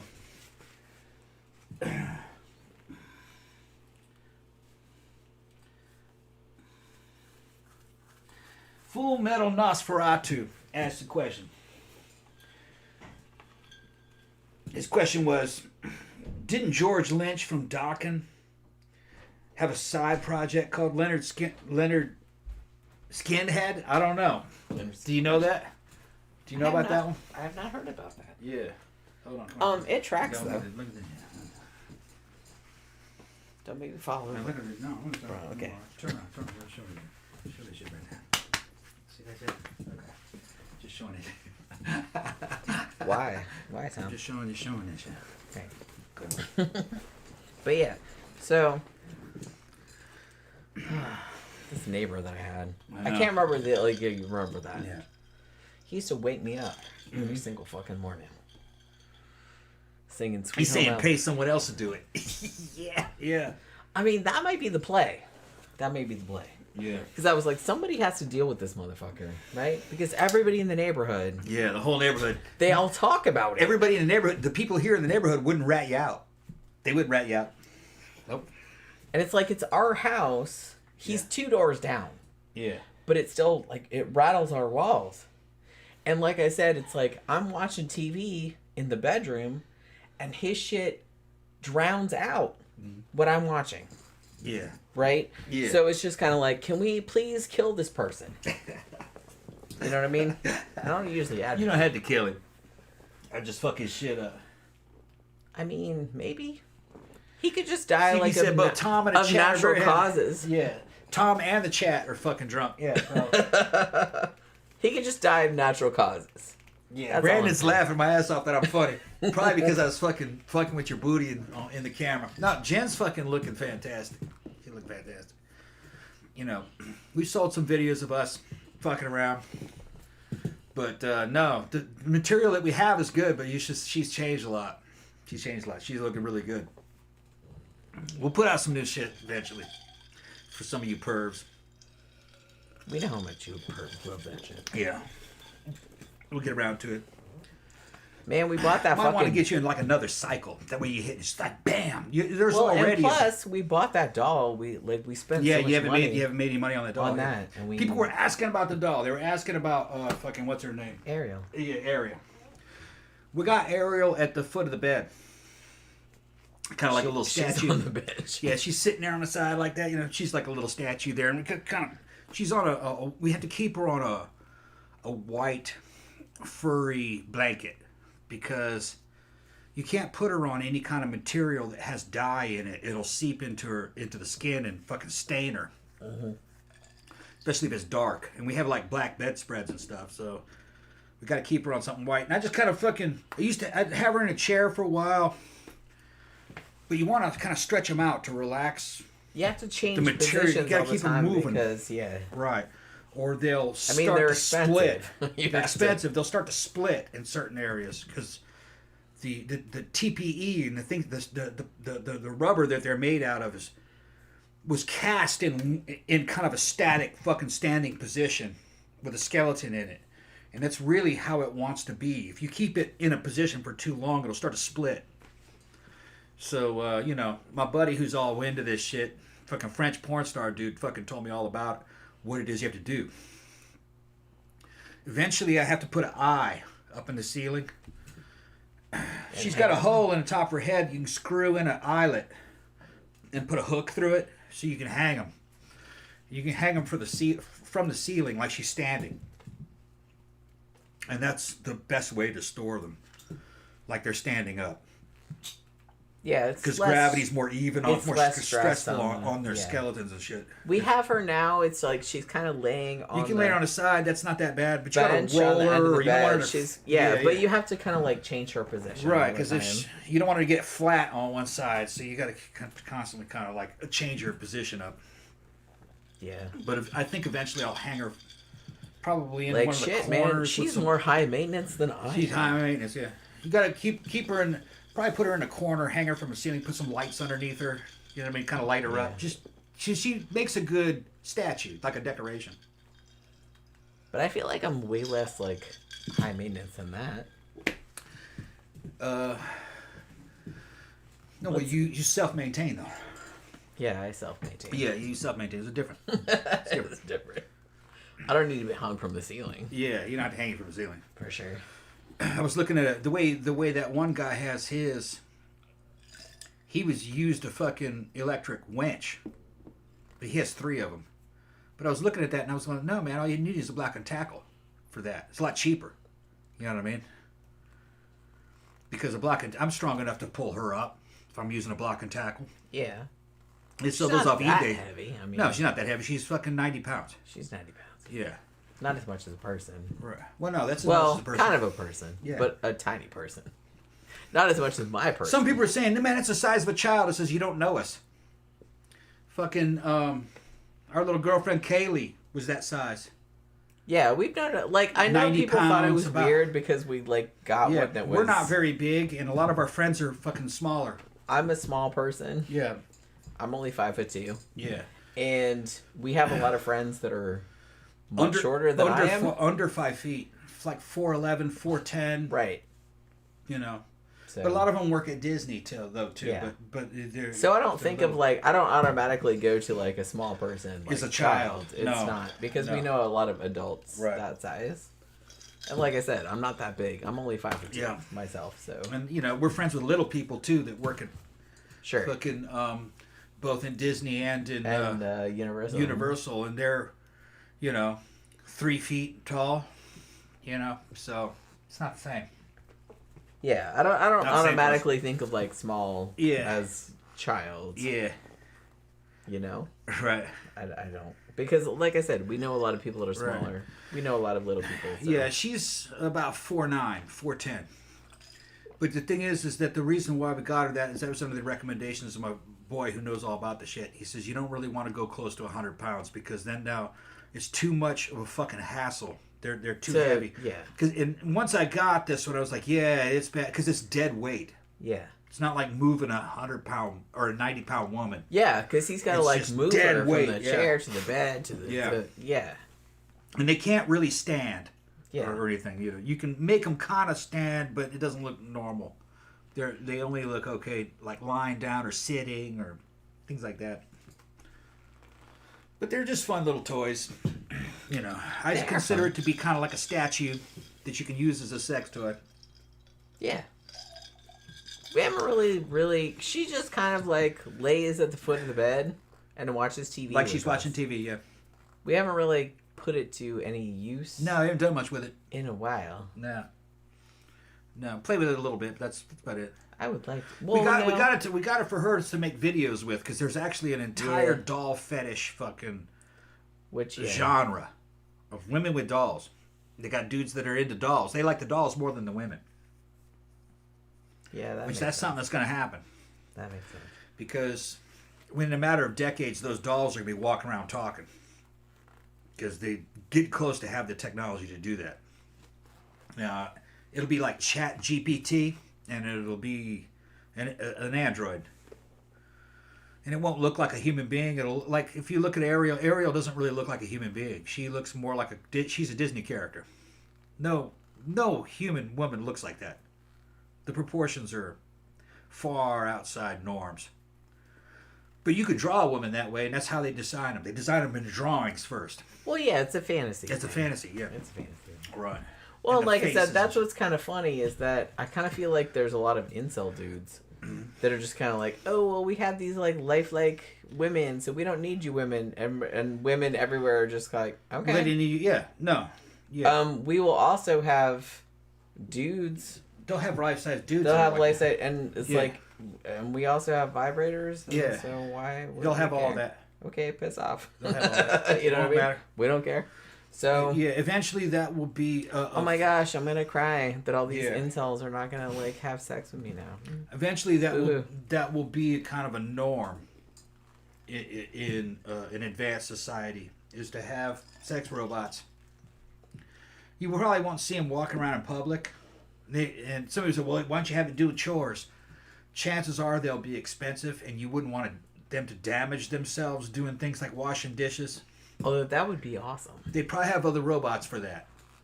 Or dishwashers, like we have here, But I think sex bots would probably be, 10 just grand. for that. But still, well, here, okay. They walk them, you're financing them, and you can talk to them, and they would have personality settings. From a female point of view. Yeah. I kind of feel like, I know you're coming at it from a dude's point of view. Mm-hmm. From a female point of view, I kind of feel like if you were gonna pay for a male sex bot, it should also do all your chores and do the sex shit. Well, here's the thing: if you're gonna have the sex bot and it feels like it's flesh and blood, that means it's gonna be easy to damage. Okay, so to tear up its own fingers, doing things. So it would depend on fucking what it was you owned. I think probably what would be probably more likely to happen is that a woman would want a male sex bot to have sex with and to defend her if she got attacked. So something like that might jump up and actually be able to fight. Well, you know, because you're in the house at night, somebody comes in. Honestly, that's kind of low down on the totem pole. But it could do that, though. Well, yeah, but, like, speaking as a woman, like, if I was gonna spend, hypothetically, 10 grand, 20 grand. Sure. Like, I don't have that kind of money. But if I was going to. They'd finance it like a car. If I was going to, I would want this dude to, one, be good at sex, but that would be, like, way down on the list. Number one on the list, is this dude gonna be, like, not even protective or anything like that, but affectionate? I would like the affectionate shit. I'm sure they'd have all that. Does he listen to me when I talk? Yeah. That's kind of a big deal, because a lot of dudes don't do that. Will he do chores around the house? Have you ever seen the movie? Will he clean up... Shut up. Will he clean up his own laundry?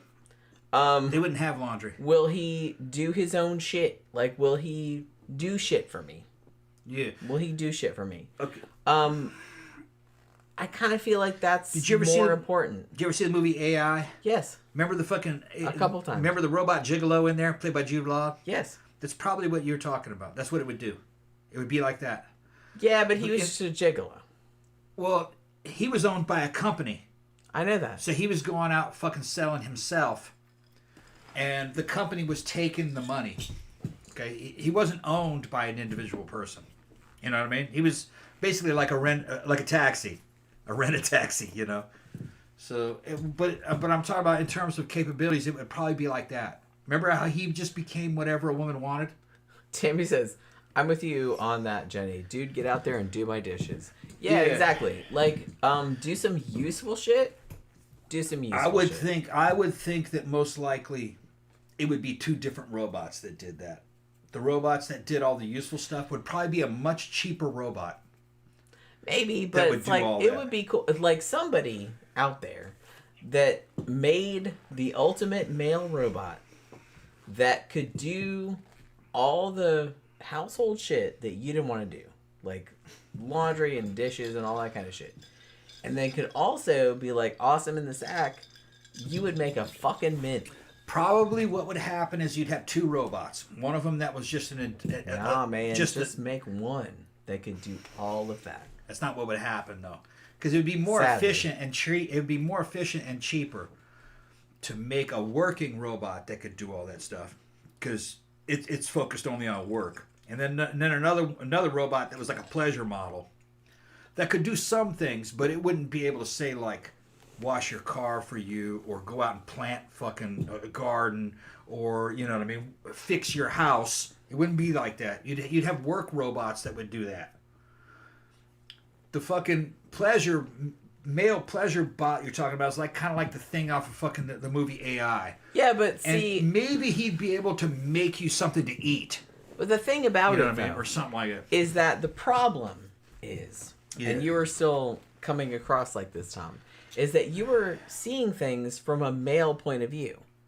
Females don't see things from that point of view. Yeah, I noticed. We want one thing that does all of that. Yeah. We don't, like, dudes have a weird thing where it's like they separate. We want somebody that, like, does all the shit for us, like laundry and all that stuff, but also another hot chick that does all the fucking.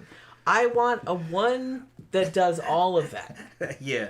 So it's like if I could pay and have one robot that does all of that, then that's all I would ever need. Well, I don't need a real person. I don't need anything. Okay, you could probably eventually come up with technology like that, but that'd probably be centuries away. Well, yeah, because but that's what I'm saying. It's just like fucking stronger materials than fucking. It's weird that dudes like find those. It's the virgin horror thing again. No, they're. Because what I'm kind of coming at it as like two separate things. It's not separate. No, I'm just being logical. It's not separate. No, I'm being logical. No, you're not being logical. Don't interrupt me. You're being a dude. Don't interrupt me. Because what would happen? Look, let's see how she's doing. He's getting. Because what would happen? What would happen is if I was going to build a working robot that could do all kinds of amazing fucking chores around the house and work on it wouldn't be even human shape. It'd probably be more like a spider, with a bunch of arms and a bunch of hands that could climb up the side of the damn house and fucking do all kinds of weird shit. It wouldn't be anything you want to have sex with, and that would probably be pretty cheaper to do. But if you wanted like a sex bot, it would probably you're trying to now emulate a human. That's probably more complicated, and the materials that you need for that are going to be a little softer and a little more prone to wear.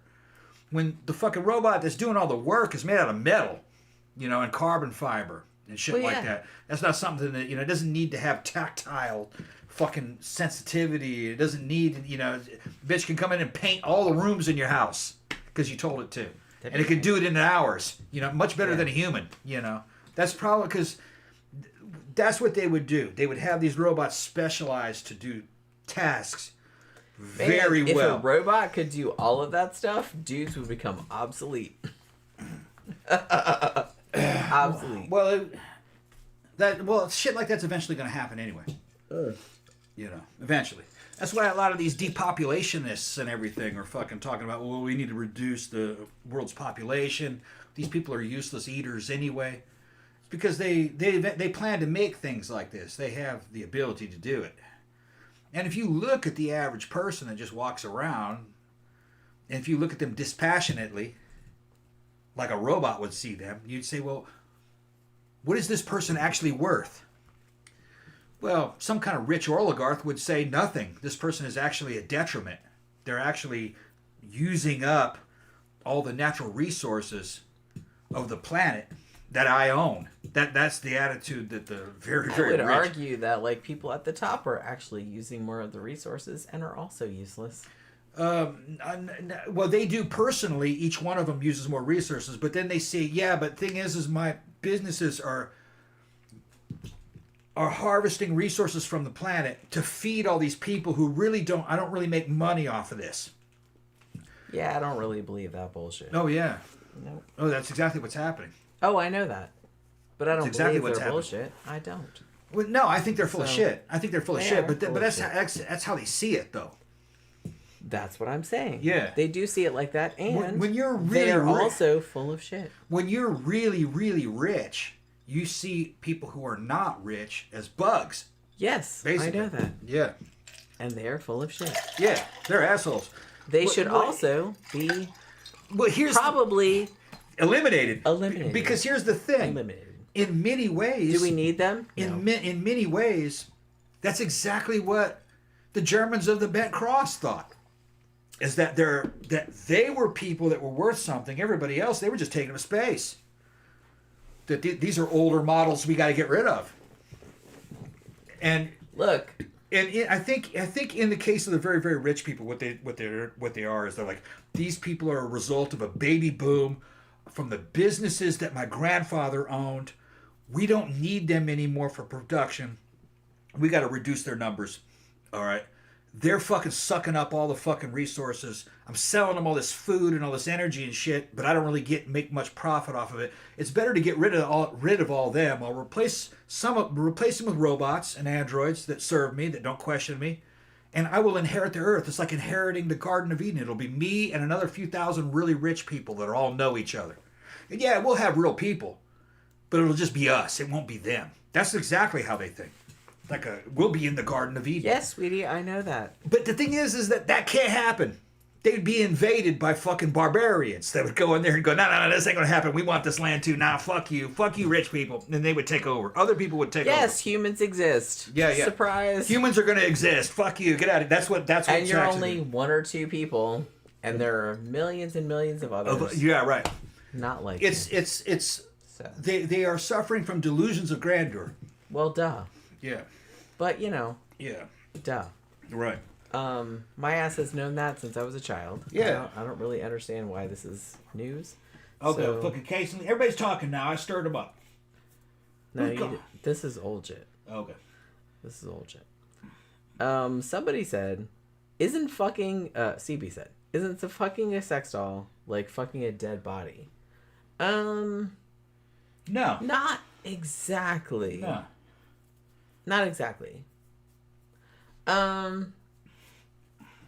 It's just like a sex toy. It's like any other sex toy. Yeah, it's like a sex toy. Yeah, and I mean, and me and Jen are fucking around with each other. Yeah, it's kind of... There might be this fucking sex toy involved in it, and it might be, it might be a bunch of other... It's not like a thing. It's kind of like a third element. Yeah. Like, she's there. Yeah. Like, things are going on. Yeah. You know what I mean? It's just kind of like we're talking to each other and like, yeah, something else is going on. Yeah. Like, we know she's not real. Yeah. We've had the real thing, too. It's just... Yes. Part of the... We have done threesomes also. Yeah. But it's just kind of like... Yeah. It's just kind of like another element added to it. Like, we know that's not a real person. Think of it as 3-dimensional pornography. Yeah. That's all it is. That's kind of three-dimensional pornography. So it's just kind of like, so sometimes, like, some shit's going down, and she's there, and we're just kind of like, okay. Grab that right there. Yeah, just grab that. Yeah, and just like, So it's just kind of like that. You know what I mean? Yeah. It's just we don't think it's a real person. It's just kind of like... It's like porn. But it kind of looks like a real person, so it's kind of like porn in real life. Yeah, it's like porn. It's like 3D That's porn. all it is. That's all it is. We don't, like, we're not, like, weird about it. No, we're not, like, Are we? Talking to her. No. I don't think of it. No, I don't talk about it. So we don't talk about her like real. She's a real person. It's funny because our cats are like weirded out. Yeah, our cats are like, what? They're like, is that a real? Because it looks real. Well, Pookie, in in particular, Bam doesn't care, but Pookie is just kind of like, is it watching me? Yeah. She'll like smell her hair. Yeah, it goes, is that real? Yeah. And she goes like that. Yeah. It's like so funny. Because she's like at the foot of the bed, and that's where Pookie likes to sleep. And she's like, "Why is this bitch in my area?" Yeah. She's like smelling her hair. She's like, "I don't like this." Yeah. And she looks at us. She's looking like, what's this girl doing? What is this? Yeah.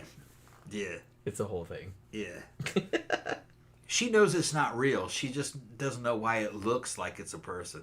I think. Like. Yeah, she doesn't really get it. I think she kind of thinks it's creepy. That looks like a person. Well, one of the things is that when I got it, I didn't like the ones that looked like real people. So that's kind of creepy. It is kind of creepy. So the one that we got actually doesn't look like a real person. It's a Disney character. It's Ariel, the Little Mermaid. Right, but we put her in different outfits. She doesn't look like one. That's the base model, and a lot of guys dress them up as different things. The other one that I almost got was fucking Jessica Rabbit.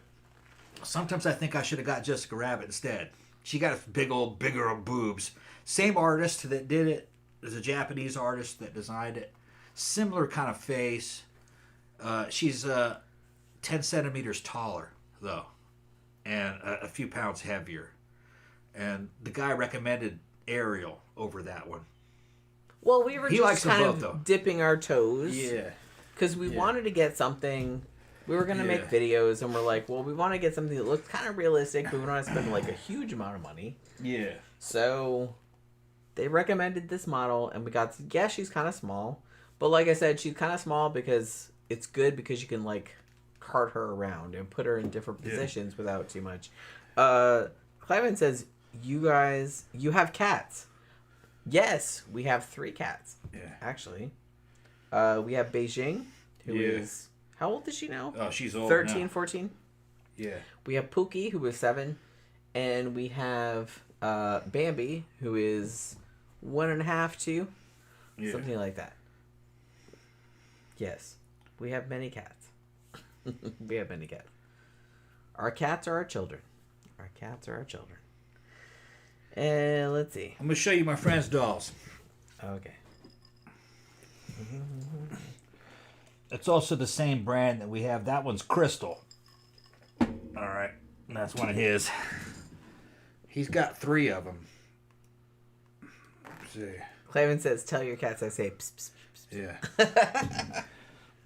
We will. That's all of his. That's the big one's Crystal. The one in the middle is Jessica Rabbit, and then the little one on the end is Ariel. We have Ariel. That's the one we have. Yeah. But she looks different than that because we have a different wig and she's dressed up different. No, those are hanging from his fucking ceiling. That's the best way to store them. He's in France. Now that Crystal model, the big one, he helped design that because he designed some of them. And he's working on a new one, too. I'll show you a picture of the new one he's working on. He's making it for another company. I think it's called WM, I think is the name of it. But there's like a whole scene. Yeah, there's a whole scene. Like of that I said, shit. it's kind of like we're not super into it, but he knows a dude that's into it, and it's just kind of like, I don't know, like we have her, and it's like she hangs out in our bedroom, and it's like we don't use her a lot or anything like that, but it's like she's always kind of there. And it's kind of fun to every now and then. Yeah, and they take pictures of them.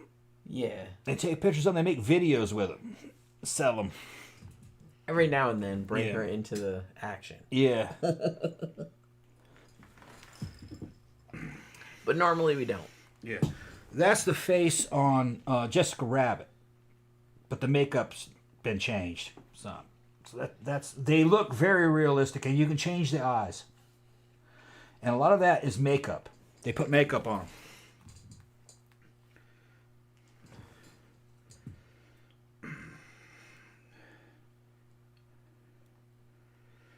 Trying to show ones that I can show, because a lot of these things are fucking pretty damn graphic. Well, yeah.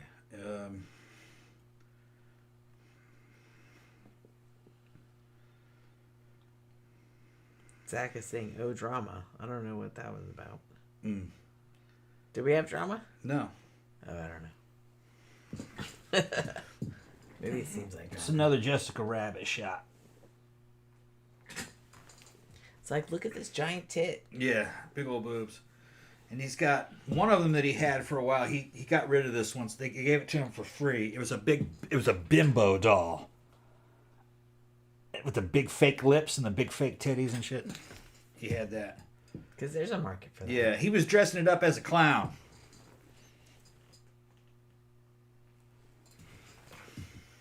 I don't know. I'm not into that. I'm not into that.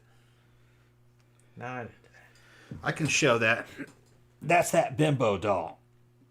Fucking. Wait. Hold on a second. It's not nude. Well, no, I'm just saying it's like what? Oh, okay, I understand. Yeah, you see it? Yeah, okay. I just saw a bunch of like limbs, and I was like, "What's going?" It looked like some David Cronenberg shit. Yeah, I was like, "What is going on?" There's another cool photo he took of that bimbo doll, dressed up as a killer clown. All right. So you buy one and then you customize it. That's what they're doing with it. Yeah, you kind of just make it like ours has like a pink anime-ish wig on. Yeah. I have a wig that's my size, but it doesn't look good on me. It looks good on her though. I was gonna fucking dress her up all gothed out and shit, but the thing is you can't put black on them. Yeah, it'll leach into their skin. It changes their color. The dye. Yeah. So they tend to do well with like white, pink, you have to light like blue. put light colors on it. We learned that after we got it. Guys will learn about doll fetish. Ain't that some shit? You come to this channel, you'll learn about anything. But that's what it's called. It's called doll fetish. They got dudes that are fetishize those dolls. They don't even want women. They just want those dolls.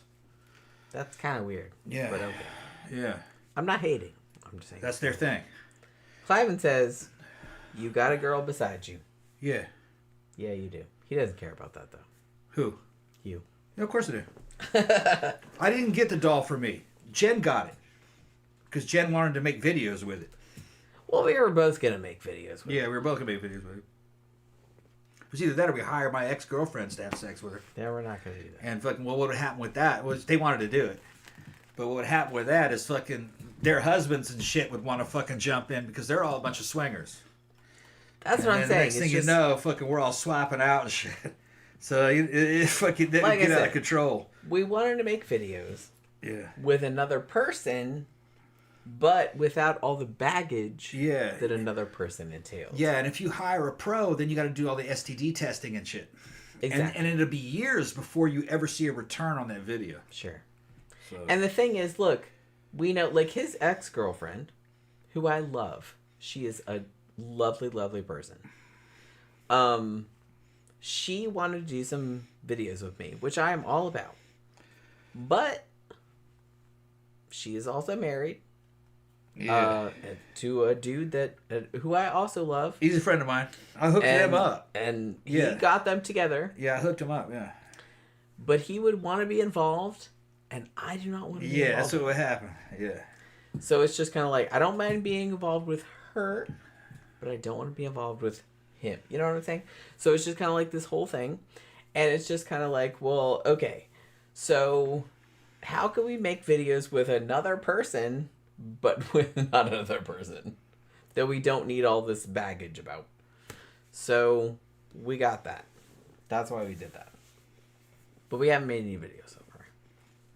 We just haven't got around to it. I just haven't had time. You know what I mean? Yeah. Phantom says, you don't need to hire other people just to make roleplay videos. And Clement says, Jenny is awesome. Thank you. Yeah. I like to think so. And Brandon says, cool shirt, Jenny. Thank you very much. We actually made these. I designed this. And we screen printed these. Yeah. Let's see.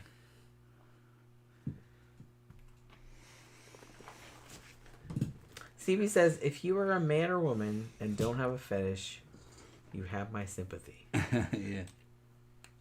I'm not entirely sure. Do I have any fetishes? I don't know.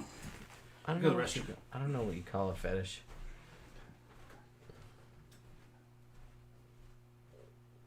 I mean, like I said,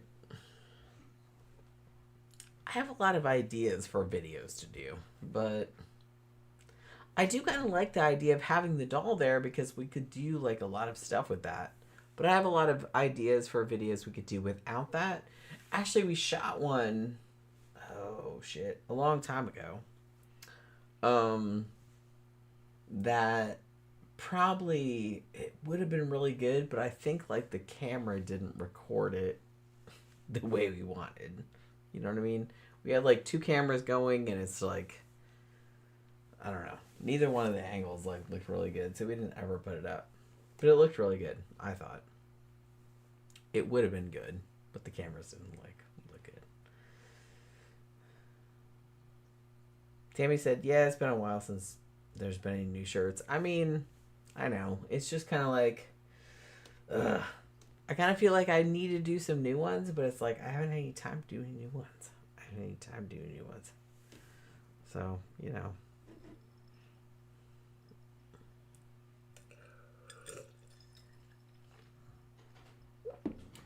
Phantom says werewolf fetish. I don't know if I call it a fetish. I'm not really into werewolves or anything like that. I don't know. Do I have any do I have a fetish? Do I? No. I don't know. I like proclivities. No. Yeah. But I don't really know if I. You like goth dudes. I like That's goth about dudes. it, yeah. Likes horror stuff. I like horror shit. Yeah. Like if you come at me with like some horror shit and you like kind of, if you look like Lurch from like the old Addams Family. Yeah. Well, I mean, you can't just look like that and be a douche. Like if you look like that and you're also cool, then okay, then I'm all about that. But it's just kind of like, other than that, I don't know, man. Yeah, Phantom's talking about the fucking park bench video. Yeah, it was hot. The thing is, though, is it wasn't shot right, man. The lighting was wrong. Fucking a lot of stuff was wrong about it. We can do a better one than that. But I will say, we did that. If you saw that video, that was a public park. Yeah. At the spur of the moment. And we just did that. Like, yeah. We were just like watching. There was no plan, really. Like to make sure like nobody was coming. That was making sure nobody was coming. A public park. Yeah, and from the angle that I was shooting it, behind me was a lake. Yeah. And on the other side of the lake were a bunch of houses. So it was in the middle of the day, though. Most of the people were at work. So I was worried. Yeah, we did it like midweek. Yeah, I'm trying to shoot it, but I'm worried about it. I hope those motherfuckers behind me. Well, I did too. I was just kind of like, these motherfuckers behind me aren't fucking seeing this shit. But we wanted some public stuff. We had some other stuff that fucking we were doing in the car as we were driving. Yeah. Fucking cars going around everywhere. But the thing is that didn't come out too good either. Yeah. But that was the first time we shot it. The problem is fucking shooting it. And the edits. It's gotta fucking have a certain flow to it. A lot of the really good amateur stuff that's done at spur of the moment. If you look at it, the videos aren't very long, only a couple minutes. Yeah. And you can't really make a lot of money with those. You can't charge much for them. So you want it to be more like 15 minutes. But the thing is, though, is that 15 minutes of the same thing over and over again doesn't look very good in the fucking camera. So there's different ways you can shoot it, you know what I mean? Fucking, but trial and error and fucking talking with other people who have done it. And I know the people in the industry. Yeah. You know, and how they do it, even though their shoots are totally controlled. Some people can just fucking, out of the blue, fucking make a really cool fucking video. I don't know how much editing was involved. But a lot of it has to do with what's being said and the situation. You know? Well, the thing about it is that I'm all about, like, I was really into, because I'm kind of like a little bit, slightly, an exhibitionist. Yeah. So I kind of liked that whole public aspect when we were, like, waiting for somebody else. Yeah. Like I said, it was a public park, and we were kind of waiting. It was the middle of the day. It was the middle of the week. So we didn't think anybody would be there. Like, no one was around. Yeah. So it's just kind of like, we were kind of like just rolling with it. And I was just, but I kept kind of looking. Yeah, they're asking about people. David June. No, David June, he's still around. He's just at the club right now. Yeah. He's going to be at Mannequins. Yeah? Yeah. When? Doesn't David June? Isn't that the big guy? Oh, I don't know. Yeah. I don't know. He's local here. I thought his name was David June. Guy we see at Mannequins all the time. I don't think so. What was that guy's name then? I don't know. We're drunk. No, I don't. No, I'm saying I don't think that's the same guy. It's not the same guy. Okay. No, I don't think so. It's been a while. I thought it was David June. I don't think that's the same both. guy. It sounds. The name sounds familiar. I might not be fucking placing that. You're probably not with the same person. So I don't know who that dude's still around though. He's still around. Yeah, he's still here. I get like some people don't show up real regularly. You know, some of them. You know, they have other things going on. But yeah, it's just kind of like, that was kind of hot, but I didn't really like, the reason I took it down was because I didn't like how the video came out. Yeah. Like, I had fun doing it at the time, but like when I saw the video after, I'm saying, no, it's not David Jr. who you're thinking of. Yeah. Yeah, that's a different person. Yeah, I've been kind of drinking, so my memory's kind of clouded. Yeah. I know the name David June, though. He was a regular here. Yeah, he used to come all the time. But like I said, he's not local. No, okay. I thought he was local. Nope. All right. So, but I do like the idea of doing that, but it's just kind of like, I don't know. I just didn't love the way that video turned out. Yeah. Honestly, like, I think it wasn't a great angle. It wasn't a great... Here you go. Your makeup wasn't perfect. The outfit didn't really kind of... Yeah, it was just kind of... There was a lot of shit that, like, we didn't really plan out ahead of time. Yeah. So, I think we could do a lot better one. Because that park... That's a good park. Yeah. Because... I know that park real well. What is that park called? Sylvan Park. It's called Sylvan Park. Yeah. Don't tell everybody. Yeah, Sylvan Park. Yeah. But it's got a lot of little nooks and crannies. Nooks and crannies. Yeah. Where people don't come to. Yeah. And it's just kind of like, so it's a good place to do that kind of stuff, and probably no one's gonna see you because we were gonna do some. They do, it won't matter. They're not gonna tell on you. No, I would hope not. I would hope not. Yeah. So we're hoping to do some more videos there in the future. Said David June made the screen name fucking evil, the Tom Ross evil clone boobs. Okay, so he had. Oh, I remember. Okay. That's right. So he made a bunch of different screen names. Somebody was saying, were you saying that he was also the fucking German peanut butter girl and also the fucking black girl? I don't know if that's true. About that. I don't know if that's true. I don't think that's true. I think those are both two separate people. Yeah. Because what happened to, like, Sandra? Yeah, Sandra, the German peanut butter girl. She disappeared. I don't know. I think she got mad because I was talking about Germans and the fucking Hitler. I think she got mad about that. Maybe. I don't know, man. I don't think she would get mad about stuff like that. Yeah, Germans, like, a lot of the Germans fucking from that time fucking always say, oh, I didn't like Hitler. You know, yeah, they did. Fucking Hitler during his time was fucking really popular with the Germans. They liked him. That's because people are stupid. Well, they just he thought he was for them, so fucking they liked him. That's because people are stupid. Yeah. Unfortunately. I don't think they agreed with all that concentration camp stuff because that was all secret. Well, of course not. They but didn't know about that. I don't think most of them didn't know about it. As long as it was someone that was not them, I don't think they really cared. I think they honestly, which is like the shittiest thing about humans. Hey, as long as it's not my in group, do whatever you want. Well, those people. Yeah, well, they really thought those people were their enemies, though. Yeah, too. but they honestly, totally those people will become you people. Yeah. So don't anything that goes along those lines where you're trying to like other those people. Yeah. That's gonna come back and bite you in the ass every single time. So don't go along with anything. Had to do with others. It had to do anyone. Had to do with identity politics. Yes, identity politics is always very dangerous. Yes. The fucking and it wasn't just the Germans though. See, the fucking Russians got off very easy with the Soviet Union. Look, everyone. The Soviet Union when they started, everyone does that. They were all. It was all Marxist authors who were German Jews. They were the founding fathers of the Soviet Union, or the books that they were reading, and. The Bolsheviks were Jews, mostly Russian Jews. They took over. Well, a lot of the Russian ethnic guys didn't like that. They realized that all the fucking people who ran the Soviet Union, this is in the early days, that they were all Jews. And it's like, wait a minute, hold on. We've been taken over by another race. Stalin got in there. They got Stalin in, and he purged all the Jews out of the Soviet Union. They all started running. Okay.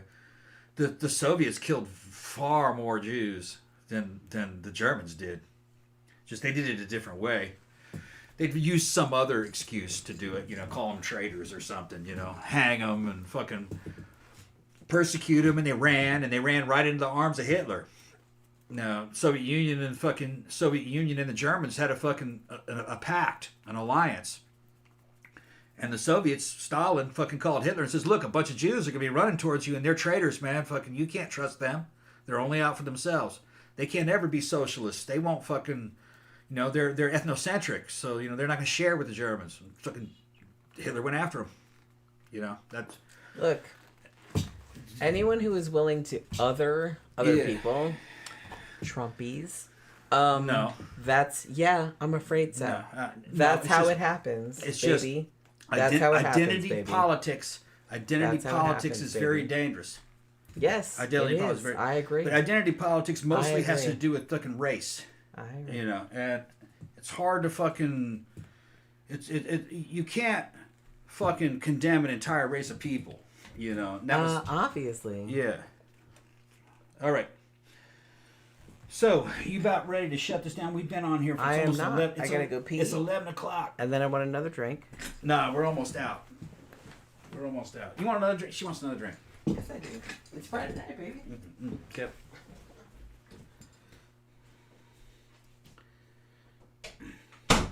Victor said Sandra had peanut allergy. That was a long time ago. I wonder what happened to that chick.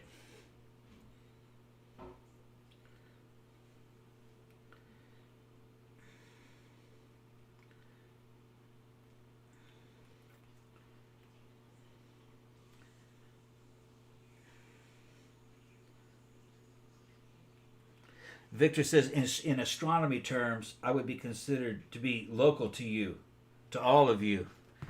Yeah, if you're looking at it from the point of view of the fucking galaxy. Everybody's local, huh? The entire planet's local. CB said, I made it through the whole show. We're gonna do a little bit more. Jen says she doesn't want to sign off. She's getting loaded. She's fucking drunk. So she wants to act up now.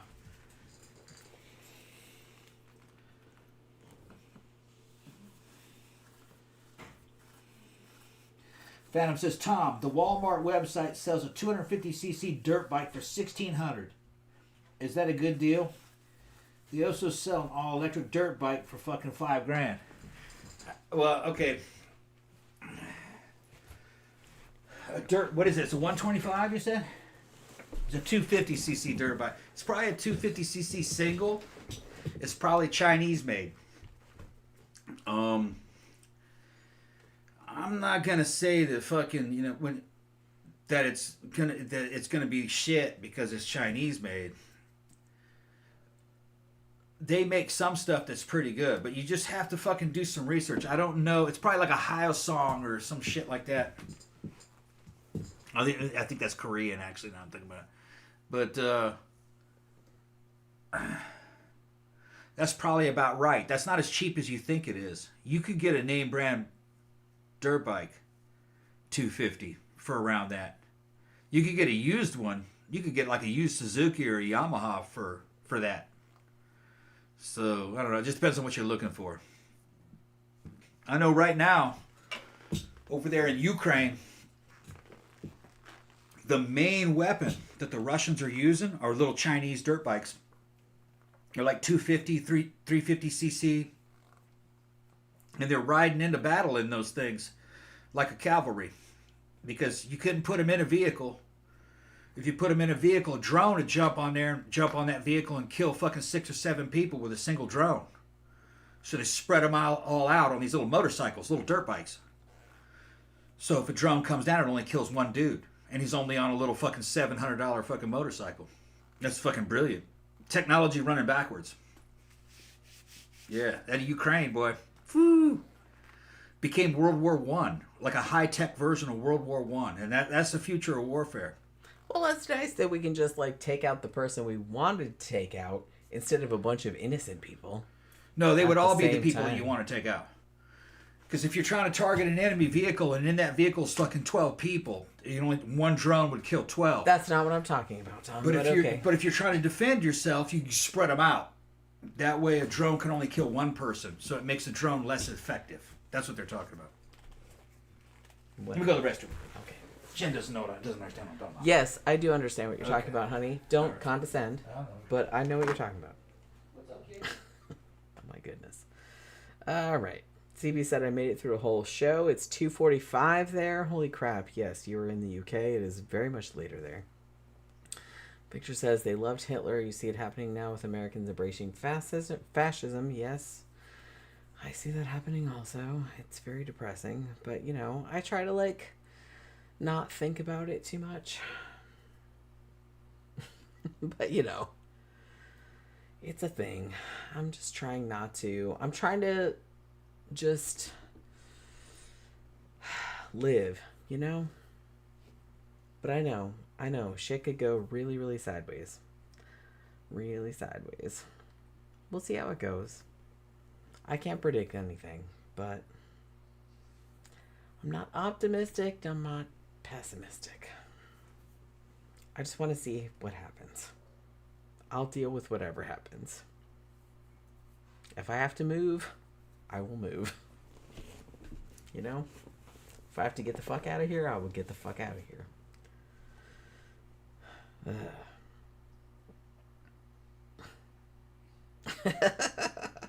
Oh my god. Alright. Phantom says, Victor says, is the super chat option available to everyone else? I mean, I thought it was. Sure, right? Is it? I don't know. I can't see it from my end. So I don't really know. Brendan says daylight savings time ending in 2 days. Okay, so for us it's 2 days. Alright. So the UK, because we heard from CB, who is in the UK, their daylight savings already changed. And I was just kind of confused because I was like, well, it's the same time here, but I guess it doesn't change for us for a couple of days. So I was like, our shit would change automatically, like the computers and stuff. Phantom says, the way Jenny's booty fills out those pants would make a bishop kick out the stained glass window. Hold on, what's this now? Oh. Hold on, I didn't see it. What's that say? Phantom says, the way Jenny's booty fills out those pants would make a bishop kick out a stained glass window. That's funny. Yeah, it's true. I'm telling you, man. She upped her game. I do have a nice booty. She upped her game. She's fucking been working out, fucking and taking shit and fucking You better appreciate. I've been appreciate. What are you talking about? You better appreciate. You walk by and be like, hell yeah. You better appreciate. Yeah. Are you gonna get anything better? I think not. No, of course not. I think not. Of course not. You might try. Listen to that. But You're gonna be all right. I don't think it's gonna work out. You're gonna be all right. You found something you thought was better, and then you come crying back to me. When was this? Well, I don't know, just hypothetically. Hypothetically, yeah, because that never happened. No, you would never come crying back to me. You would have too much fucking pride for that. No, it wasn't for that. It was just.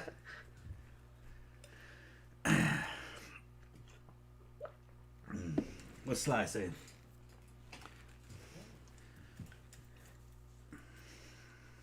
Sly says something. Wait a minute. Okay. Zach says, "Oh wait, I don't see the super chat thing. Either I didn't realize it until now." Well, I would hope that everyone was seeing the super chat thing. Yeah, we didn't get a super chat today. But I mean, no, we Yeah. that's okay. Hyder said, on the other hand, we have the new Cure album to look forward to. Like, is it good? I saw a couple people on my Facebook feed like saying it was like good, but I haven't listened to it yet, so I don't know. Tammy says, I just tried to send one and it says super chats are unavailable. I wonder why.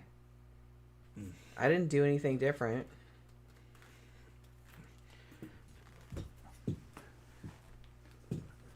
You know, I don't know, man. I don't know. Sai says, Jenny, I want to get into this, but she's protecting women's reproductive rights. Yeah, well, that's a big deal for me. Who's she? She who? Who do you think? You? No, not me. Oh, his wife? No. Oh. The other person, other than fucking the ass clown that's Who? running for president. The Oh. ass clown. Yeah. You know, the ass clown. Are you talking about The orange ass clown. Yeah. Yeah. Protecting women's reproductive rights, which, yeah, we're going Handmaid's Tale if it goes the other way. So, yeah, guaranteeing Social Security, yeah, because he wants to get rid of that. So, ban on assault weapons, yeah. What's Monday's movie review? Well... No, no. Unlimited assault weapons. Unlimited. Yeah. I think not, baby. Yeah, I got unlimited. Unlimited. Yeah. Well, you do. Yeah. We'll see. Unlimited. I don't care if women kill their kids. I don't care about abortion. I don't think anybody should. That's between a woman and her kid or whatever. I don't care. Hey. Fucking, I don't know why they make that an issue. Fucking, Christianity, that's why. I don't even think they should be in the Republican Party. I don't well, know. Go back and talk to Nixon about that. Yeah, I don't know how that's how that happened. I don't know how they got in there. Yeah, because that's how that happened. That's not originally what it was about. Go back to Nixon days. Yeah, that's not happened. originally what they were about. Originally, they were just about fucking constitutional law, and they were secularism. You know, which it's going to go back to that. Not anymore. And populism. No, not anymore. I don't think the Christians are as powerful as they were. I don't think there's as Hopefully many of them. Not. Hopefully well, they died not. out. Hopefully they die. Yeah, they just don't later. have. They don't have the numbers that they had. Hopefully unless you don't want to fucking unless you want to throw in all the Latins that have moved in. They're all Catholics. They're going to be fucking anti-abortion. This is how it is. You know, and then I can use fucking identity politics and start twisting in race into that. That it's racist to go against what fucking Catholics want. You can do anything with that. That's why I'm saying all that shit's dangerous. And ideology is full of shit. These governments can't represent you. They shouldn't. The only thing you should worry about is yourself. We're on a fucking a ship that's sinking. What's coming is more kind of like a high-tech version of fucking the Middle Ages, where it'll be nothing but warlords, and those warlords will be oligarchs and corporations. Good Lord, I hope not. That's what it will be. And don't for 1 second think you have human rights. You don't. Fucking, you have the rights that they've given to you and let you have, and you have the rights they will take from you, because they're powerful and you are weak. They have money and you don't. They have control over things and you don't. This is all illusion. None of us are actually free. We're all slaves. Oh, honey, there's more of us than them, though. That's true, but people have to step up and do something about it, and exactly. that would be. But to do that would be a populist uprising, and you see many people would stop the populist uprising because they would say it was fascism. Oh, well. That's what they would say. Let's not get into that. Yeah, a populist uprising would look like fascism. Trumpy shit is not a populist uprising. That's only the beginning. No, that's only the beginning. Not a populist. That is uprising. only the beginning. That is the fascist takeover. That is only the beginning. Is what that is. No. That is only the beginning. Yes, You're seeing it the is, beginning of the end. Yes, it is. You're seeing now. You've been brainwashed. That will, No, what will happen? you have, sweetie. That will You fucking. have. You will see that will not last. You have. He'll be replaced by another, and then another, and then another, and then another until this is over. Yeah, That's what until happens. we defeat that fucking shit. You won't defeat it as Once a nation. and for all. You won't defeat it. Get It's it just- fucking it's out of just here. it's just- Honestly, if he loses this You won't time, defeat it.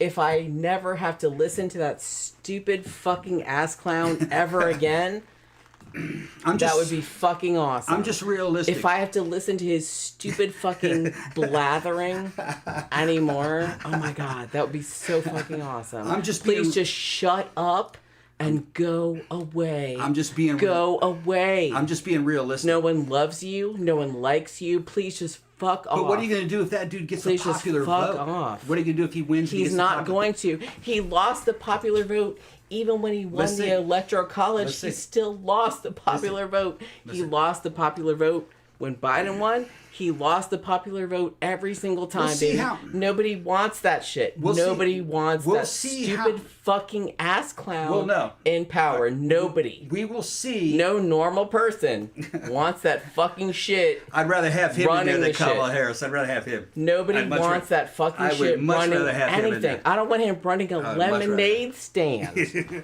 Much less a fucking nation. I would much rather have him. Fuck off. Shut up. You're fucking That's right. whining.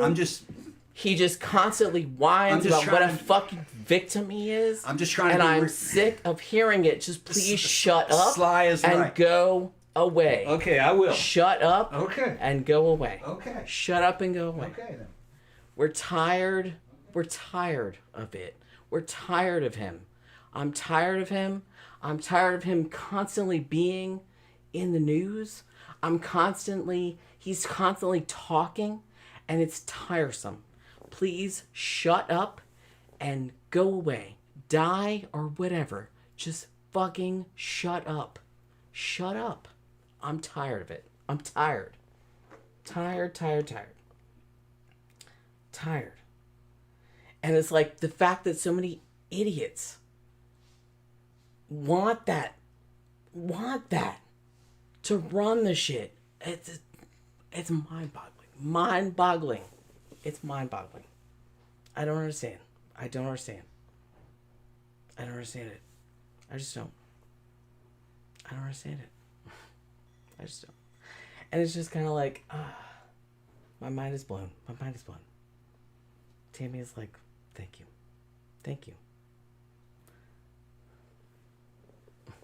I don't know. I can't.